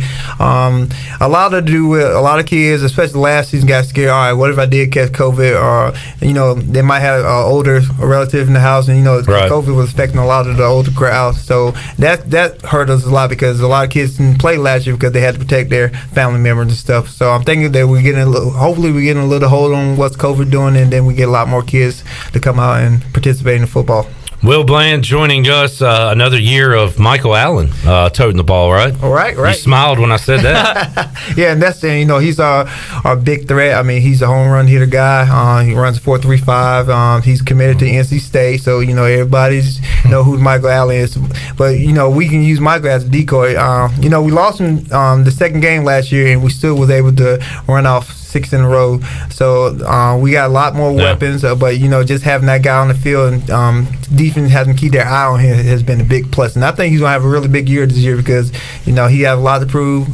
He didn't finish the season last year, but I think if he stay healthy, he'll be a big problem for our new conference we got. I try to avoid the COVID stuff and the news, but it is part of what's going on. And Will, you had so many restrictions last year. Practice was different. Thought we were on a pretty good path for this season. We knock on wood, we are. But are there any restrictions right now for what you guys can do while out on the field? Only the heat. It's been hot down here, so we got to make sure we got our athletic training. They make monitoring the humidity and stuff. And the last 3 days we were not able to go outside. I heard you and Bryce talking about that. So there's like a heat if it hits a certain amount. If it hits like 90 on a wet bubble, I don't even know what that is. But we can't go outside. So, but we're fortunate enough to have an indoor facility. We got 2 gyms that we can send our varsity indoor and our JVs in the gym and get some work done. Wow. Will Bland joining us. Bryce, what do you remember about your old summer high school days? Are those good memories? When those were good. Those are fun. Of course, high school football was a blast, and like I said, we did the running. There's not many hills out this way, but we ran hills. Back in Davidson County and everything, but it was a fun time. I enjoyed like the 7-on-7s and then doing 7-on-7s against other high schools and everything. And of course, I'll see big excitement for the upcoming season. But it was a good time. Speaking of that, Will, did y'all do the Beast of the East at ECU? We actually came in 4th place. Nice. Yep. So we finished as a runner-up. We did pretty good. I think we lost. Who we lose to? I want to say Southern Durham, but we didn't have Michael because they was in the playoff for baseball. Oh yeah, that's right. Bryce, have you? And I'll open this up to everybody. I just started binge watching Friday Night Lights for the first time. Mm-hmm. Anybody seen it? The movie. The movie's great, not the TV show. Yeah. So do you know Riggins from Friday Night Lights? Because you look like him. I was wondering. Wait, is that him? He even has the hair that you used to have. Riggins he was a fullback. Oh yeah, I know. He was kind of Tim a McGraw jerk. Was his dad? Yeah, in the movie. Yeah, that's the movie. Right. Mm-hmm. In the movie. Oh, so he was a character in the movie. He was a real player. Yeah, I don't remember the movie. I remember Billy Bob Thornton was the coach, right? Yeah, fantastic. Great speech. But I'm on the show. Great motivational speech in that movie. All right, I'll have to go back and watch the movie. I have a football story. Just to show you how much stuff has changed. All right, let's hear it. When I was in 7th grade, playing quarterback, in practice, ran an option right to my man Peanut, Bernard Fulp, fastest dude in the county. What county are we in? This is Stokes County. Okay. And I could never get the option right. I was always messing it up. And coaches got on me. Finally, I got it right. I stepped inside, drew the defensive end to me, pitched it to Peanut perfectly. But as I pitched it, Ronnie Mitchell, I'll never forget, hit me so hard, it knocked me out. Okay? Smelling salts is the next thing I remember. I'm laying on my back in the locker room, and I wake up to smelling salts. I sat out 1 day of practice and went right back. Oh, yeah. Now, this is in the 80s. Yeah. I'm not saying it was better back then. It wasn't. It was clearly much, much worse. I should not have been allowed to go back in. But I played football for about another week after that, and I never played again. I was like, I think Ronnie was sending me a message that I did not belong on the football field. Yeah, that ain't happening now. No way. I think it's like a week you have to sit out and then take these complicated. Heck, even just being normal without a concussion. The test? Yeah. You have to remember, you can't pass it. Bryce couldn't do it without a concussion. Oh my! What the? I got to remember 15 different things, and then those are hard. Before we started, all the kids got to take on the pre-concussion test, and it's like you either pass or you fail. And I was like, "You passed?" No, I failed because they said pick the color yellow. And every time I saw yellow, even if it wasn't white, I pushed the button. Yeah, it'll be like say blue, but it'll be in yellow. Yeah, you're like, wait a second. I can't keep that straight. No. That's too much, even if I'm not concussed. Yeah. Just curious, were y'all on the all-academic team? No. And this is a touchy subject, but like, do you guys? Could you count how many concussions you had during your playing careers? I can't. Like you had defense, y'all. Did you have some though? I probably did. You think I you know did? I took a shot. That's the last thing I remember. Yeah. You remember that hit? What hit?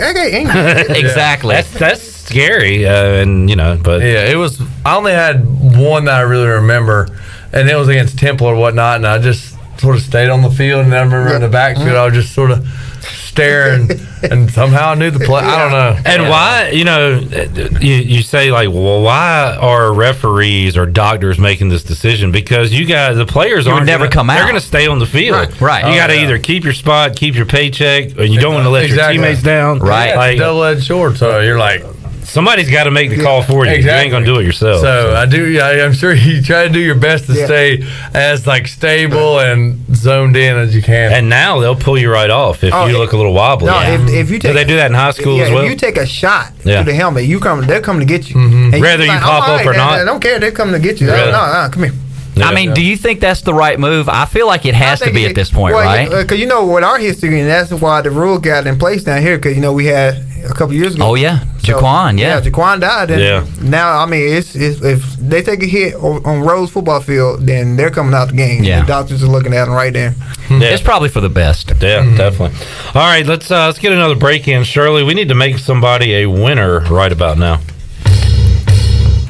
Booty, booty, booty, booty, booty everywhere. Booty, booty, booty, booty, booty everywhere. Tony, you're a Bubba Sparks guy, right? I loved Bubba Sparks so much that a girlfriend I had made a mixtape for me, or a mixed CD, and there were like 5 Bubba Sparks songs. He only had like 2 songs. I know. How did he get She was introducing me to Bubba Sparks songs, and we broke up not long Sounds like after a that. classic gal. Yeah, she was great. All right, Shirley Rhodes, what are we giving away today? A large 2-topping pizza, courtely of Domino's. Domino's. Get the door. It is Domino's. 317-1250. What caller are we looking for? 8. Caller 8, 317-1250. More with Will Bland, Bryce Williams, and Tony Castleberry after this.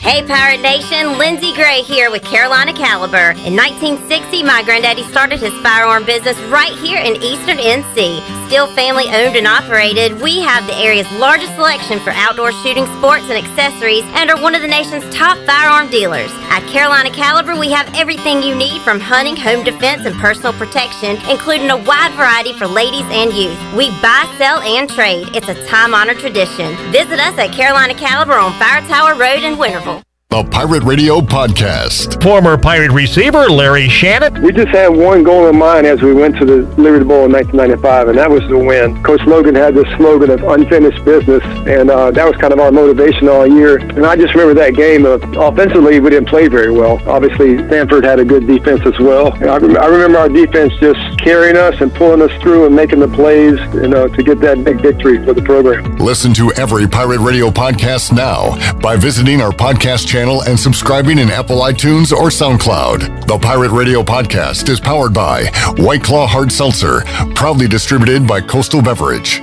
Save lives, be a hero, and make $1,000 your very first month donating plasma at Grifols Biomat USA. At Grifols, it adds up fast. New donors can earn up to $1,000 in your very first month. It's the easiest way to make extra money. Start now at Biomat USA, 505 South Memorial Drive, Greenville. Find your donor center at grifolsplasma.com. Make up to $1,000 in a month and save lives now at Grifols Biomat USA. A better donor experience and better pay. The convenience of Pitt Greenville Airport is waiting just outside your front door. Service is back, so you're connected to destinations worldwide through flights from American Airlines. Plan your next trip. Book your flights today at flypgv.com or aa.com. Ready to travel and take a trip this summer? Avoid the long check-in lines and congestion at the big airports and fly local at PGV. Fast, convenient, and close to home, PGV has recently added more American Airlines flights. Book today at aa.com. PGV, where the pirates fly. UBE and PirateWear.com are proud to offer the Pirate Nation its largest inventory ever. Brand new Adidas is arriving daily, along with Under Armour, Columbia, and Russell Athletic. UBE is loaded with cargo, and new items are being added daily to PirateWear.com. Be sure to check out our children's store, The Crow's Nest, for all of your young pirates. UBE and PirateWear.com, an ECU tradition for 50 years. Go Pirates! We know that juicy, cheesy, grilled to perfection burger sounds amazing, but it does sound like something is missing. Pepsi, baby! The yin to this burger's yang. Burgers and Pepsi go together like burgers and Pepsi. This perfect blending of flavors makes every bite of lettuce, every sesame seed on the bun, and every sip of that crisp, refreshing, ice-cold cola a journey to Foodtopia. Burgers, better with Pepsi. That's what I like. Is that the sound of an ooey gooey cheesy crunchy slice of P-I-Z-Z-A? Obviously, but as good as that sounds, we think it can get even better. Oh yeah, that's the sound of a freshly opened fizz-filled Pepsi. The only thing that can take this flavor medley of crunchy dough, mouth-watering cheese, and savory sauce to the next level. How about another bite? Pepsi and pizza sound like a match made in heaven and taste even better. Pizza, better with Pepsi. That's what I like. I'm Sam Jones, and for more than 3 generations, my folks have kept the fires burning for Eastern North Carolina Whole Hog Barbecue. At Sam Jones, you'll find our smokehouse pumping out wood-fired meats, cooked fresh every single day. There are no freezers at our place. Everything, and we mean everything, is made fresh daily, including our sides, sweets, and sauces. Stop in and see us, and I bet you'll be able to taste our passion in just one bite. At Sam Jones Barbecue, you'll find plenty of smoke, but no mirrors. This is Brian Bailey, host of The Brian Bailey Show, and you're listening to Pirate Radio, the voice of the Pirate Nation.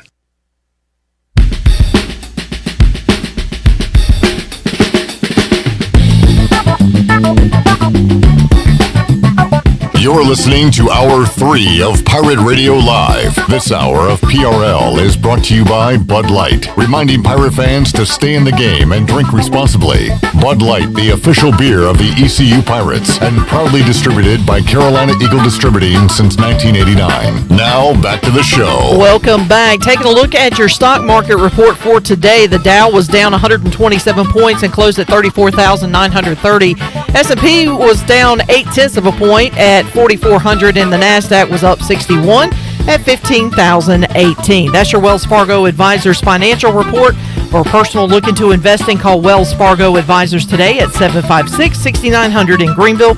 Wells Fargo Advisors, LLC, member SIPC. And Clip, as we head back into the show, I was just looking at the Twitterverse, and the Big 12 has sent a cease and desist letter to ESPN regarding conference realignment. The letter demands that ESPN end actions that may harm the conference and communication with Big 12 members over outcomes related to possible conference realignment. What does that mean? Like, stop talking about it? Yeah, basically they sent a letter to ESPN to say, shush it. Yeah. I know you have 24 hours of college football coverage. Don't mention that Texas and Oklahoma are leaving. Yeah, because, or we're going to sue you. Yeah, because, That's strange. Will, Tony, you guys ever fish? You into fishing? I used to fish all the time. I haven't been in forever, and I miss it. Okay. Will, you a fisherman? Nope, I ain't got the patience for it. Yeah. All right. Well, that leads us into our weekly segment, Pirate Radio Outdoors with Bryce Williams, where he tells us what he's been up to on the water the previous weekend. So, Bryce, what have you done since we last talked to you last week? Well, of course, I was out on the water. As I try and they always start that way. Yeah, it's important for fishing. Yes, that is true. On my boat, I guess I could say. And It's a good place for with fishing. the fishing pole. But now we went out on Sunday morning. I took Anna's grandpa and her cousin out, and we started on Topwell out in the Pamlico, and of course we got out there at 5:20, so before the sun was up, trying to get that early topwater bite. Okay.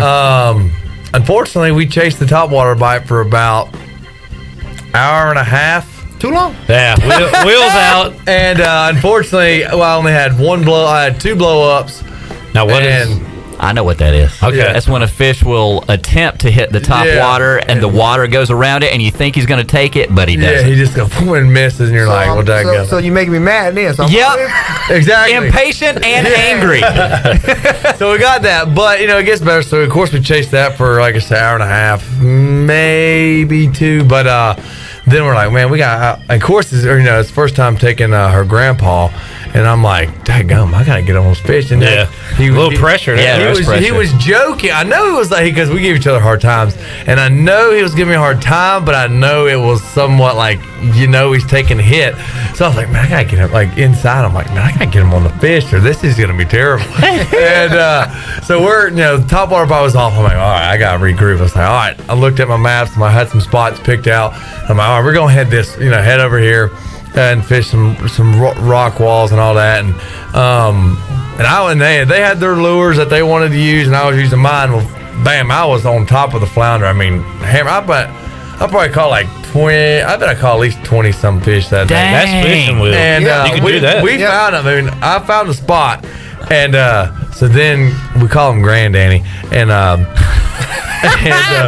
like that. And so he's like, you got any more of those Z-Man? I'm like, I said, oh yeah, I got them. So of course I handed him one, and then Anna's cousin was like, you got another one? You were the dealer at that point. This day I figured out to find the lure that they were wanting, and he ended up catching several fish, and her cousin caught a bunch of fish. So everybody's happy. We went from 5:20. We got the boat ramp like 5, but got to fish by about 5:20, and we fished till 1 o'clock. Man. So we were running around. Of course, I love running the boat. So I mean, it was a long day, but thank goodness we got the fish. Yeah. All right. So it was a good one. It was a good one. Bryce, I did a little video on Sunday. Jokingly, I walked outside, and in the back field behind my house, there was 3 deer, 2 babies, and I guess a mama. Oh yeah, you couldn't shoot them or anything, but not yet. You sound so disappointed. Well, for Bryce, I've never shot a deer, but But I was just reading sports updates to him out loud to try to keep sharp, I told him USA basketball lost in the Olympics. The Braves were trying to win a series, and they were up looking. Hey, dude, I tell you, they're attentive. They hear something that they don't know or see something. They got them ears up, and they don't even blink. So they are great listeners. I'm gonna start running new jokes. I'm gonna run new jokes by the deer in my backyard now. Like I'll do an open mic right there for the deer family that walks through there. You know what the deer do in my neighborhood? They eat my tomatoes. Oh yeah. Yeah, I can't handle that. You put an electric fence around. I know. I'm gonna do that next. After I run some jokes by him, we'll see how we'll see how my set goes first. Well, you can go over some pregame speeches. Yeah, pump them up. I ain't got no deers in my yard. I got them squirrels. You can try squirrels. Tougher to get their attention. Their attention span's not quite as good. Well, if you can get their attention with a good pregame speech, then your players exactly all in. Yeah. So. You're killing it. Look, so then my story about it, when that commercial came out with that squirrel and they caused that accident and they were high-fiving. So every squirrel I see, I'm trying to hit. I'm like, I know what y'all do. Yeah. That's a different kind of hunting. That's the Will's kind of hunting. That's it. He's in a comfortable car. You ever ate squirrels? AC running? Oh, yeah. Yep. You have eaten squirrels. Squirrels look pretty good. I like it. I've eaten squirrel. Have you? Oh, yeah. It's like a darker meat. It's good. Okay. My grandma told me back in the day, the Depression, they would eat the squirrel brains, scramble them with eggs and eat them. Dear. That's how bad the Depression was, guys. Squirrel brain is not that large. You know how many squirrels you have to kill to make a meal of squirrel brains? Golly. I feel like that could be a garnish on their egg. Golly, you start trying to make as much eggs with squirrel brain. Golly. Oh no! Hold on, go outside and get another one. Yeah. Bryce, we've talked. So you eat what you hunt and fish, but you're also at the same time a picky eater, right? Like, well, you don't like spicy stuff. I don't like we talked spicy about that. food. So what is? We'll go around the horn. What's the weirdest thing you've eaten? Like the most unique? Oh gosh.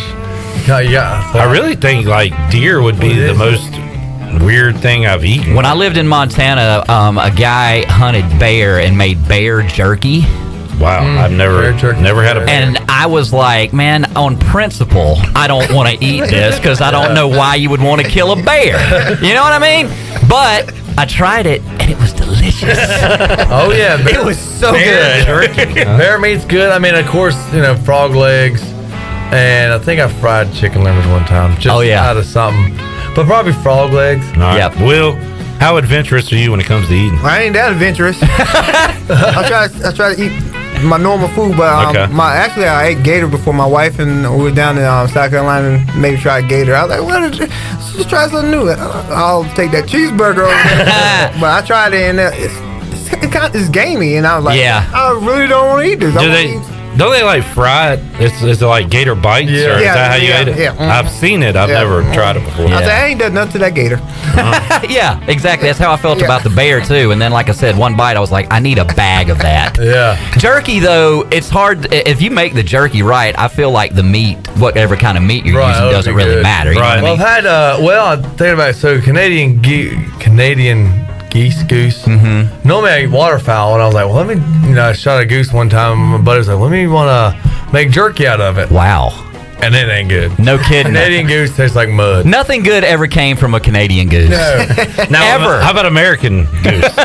Would that be different? I ain't got that lucky that she won. Maybe Will will run over one day, and you can make some jerky out of it. Call Bryce if you they hit try one. to hold up traffic. It's middle of Highway 11 across the... And everybody stopped for him. I don't know why we stopped. I mean, you say that. My mom, almost died swerving out of the way of a cat in the road. Like, it is almost, I hate to say it, better just to go straight I know, ahead. but who can really... not many people can commit to, I'm going to kill this animal. You know what I mean? I don't have that bloodlust in my heart. I want to avoid it. It's a reactionary thing. It is. You see something, you dodge it. Also, if you see something, say something, Cliff. Thanks, Tony. That's his second joke tonight. Yeah. Right? I'm killing it over here. Shirley, you're the pickiest eater in the room. Have you ever had a chicken before? Have you tried pizza? What's the most adventurous you've ever gone on a fork?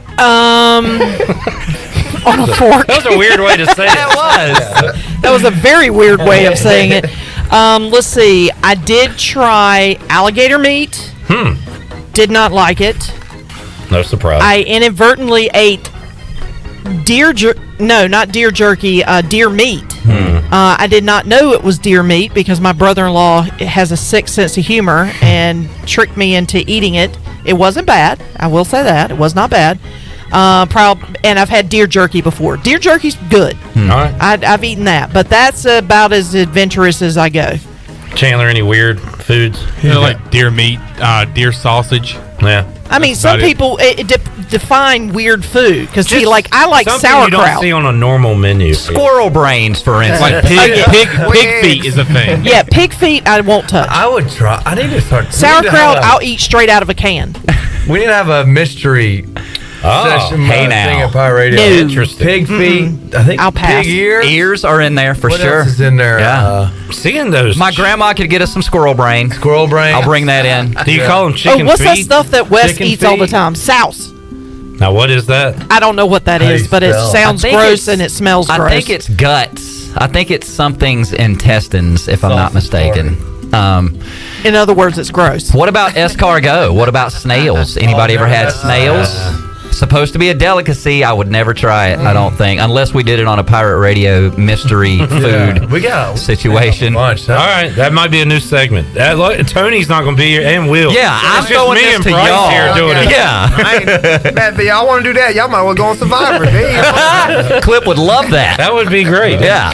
All right, Shirley, take us to break. We'll take a timeout. Come back. No, we're out of breaks. You want to take an extra one? No. No. Keep it right here. No. I was going to say we're out of breaks. All right. Well, we're fresh out of breaks. Guys, what do we do now? So, Castleberry, you are, we'll talk about what you got going on tonight. Okay. Briefly. You're going to be doing some comedy at Pitt Street. Pitt Street Brewing Company, 8 o'clock open mic. I've heard it's great. I'm not living here anymore, so I don't know if it's great or not, but I'm going over there, and I'm going to tell some new jokes, and it should be good. I'm working on getting a set together. Got some shows coming up later this month that I'm really excited about in some different cities. So, come by if you want to see some new jokes. A lot of good comedians from in and around the area should be there. And, 8 o'clock Pitt Street. It's a free show, guys. Oh, okay. That was going to be my next question. Oh, yeah. That's pretty $3. cool. Come on in. $3.99. That's right. We talked to Wade Minter, PA announcer for the Carolina Hurricanes, a lot. And he's been, over the COVID pandemic, doing, like, improv Zoom shows and stuff. Like, without live audiences, what have you been doing? Nothing? Dude, I tried Zoom comedy 3 times.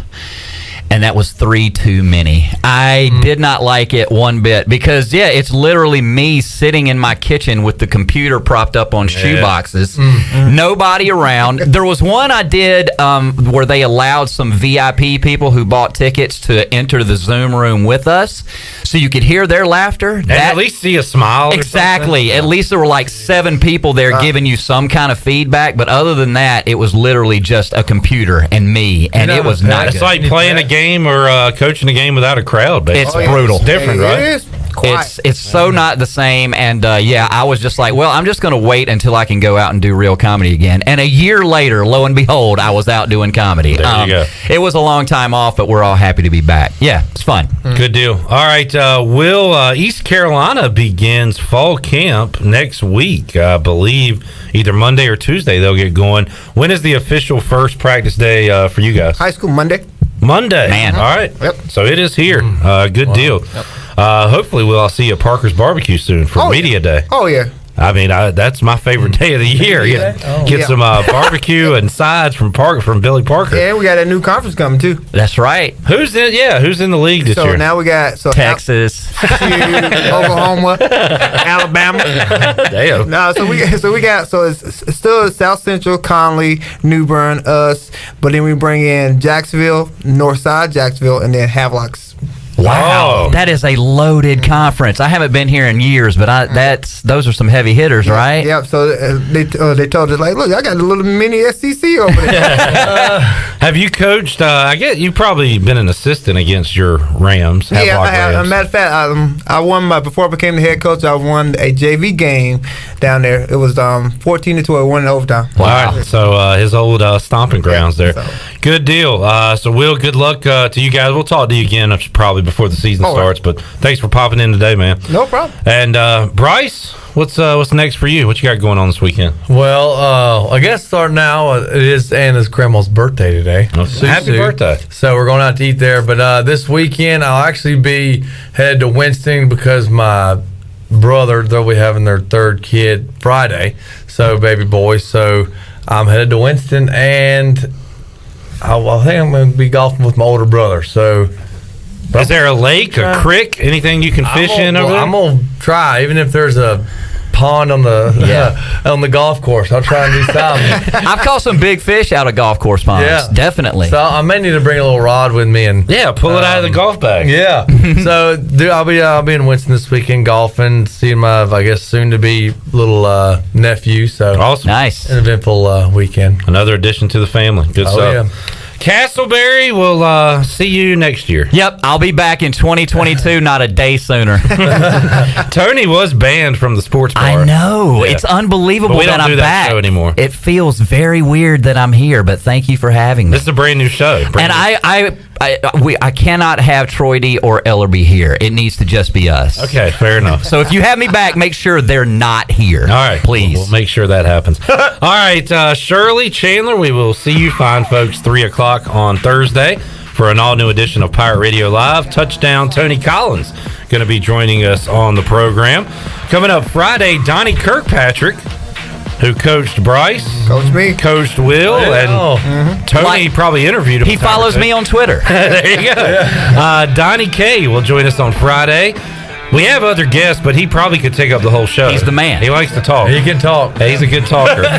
We'll talk some ECU offense with Donnie Kirkpatrick. Also, preview the 2021 Memphis Tigers with the voice of the Tigers, Dave Woloshin. He'll join us Friday as well. Talk a lot of NFL, too. So, a lot to go the remainder of the week here on Pirate Radio Live. For Shirley Rhodes, Chandler Honeycutt, Tony C., Will Bland, and Bryce Williams, I'm Clip Brock. So long, everybody. Thanks for listening to Pirate Radio Live, an exclusive presentation of the voice of the Pirate Nation. This is Pirate Radio, WGHB Farmville, 1250.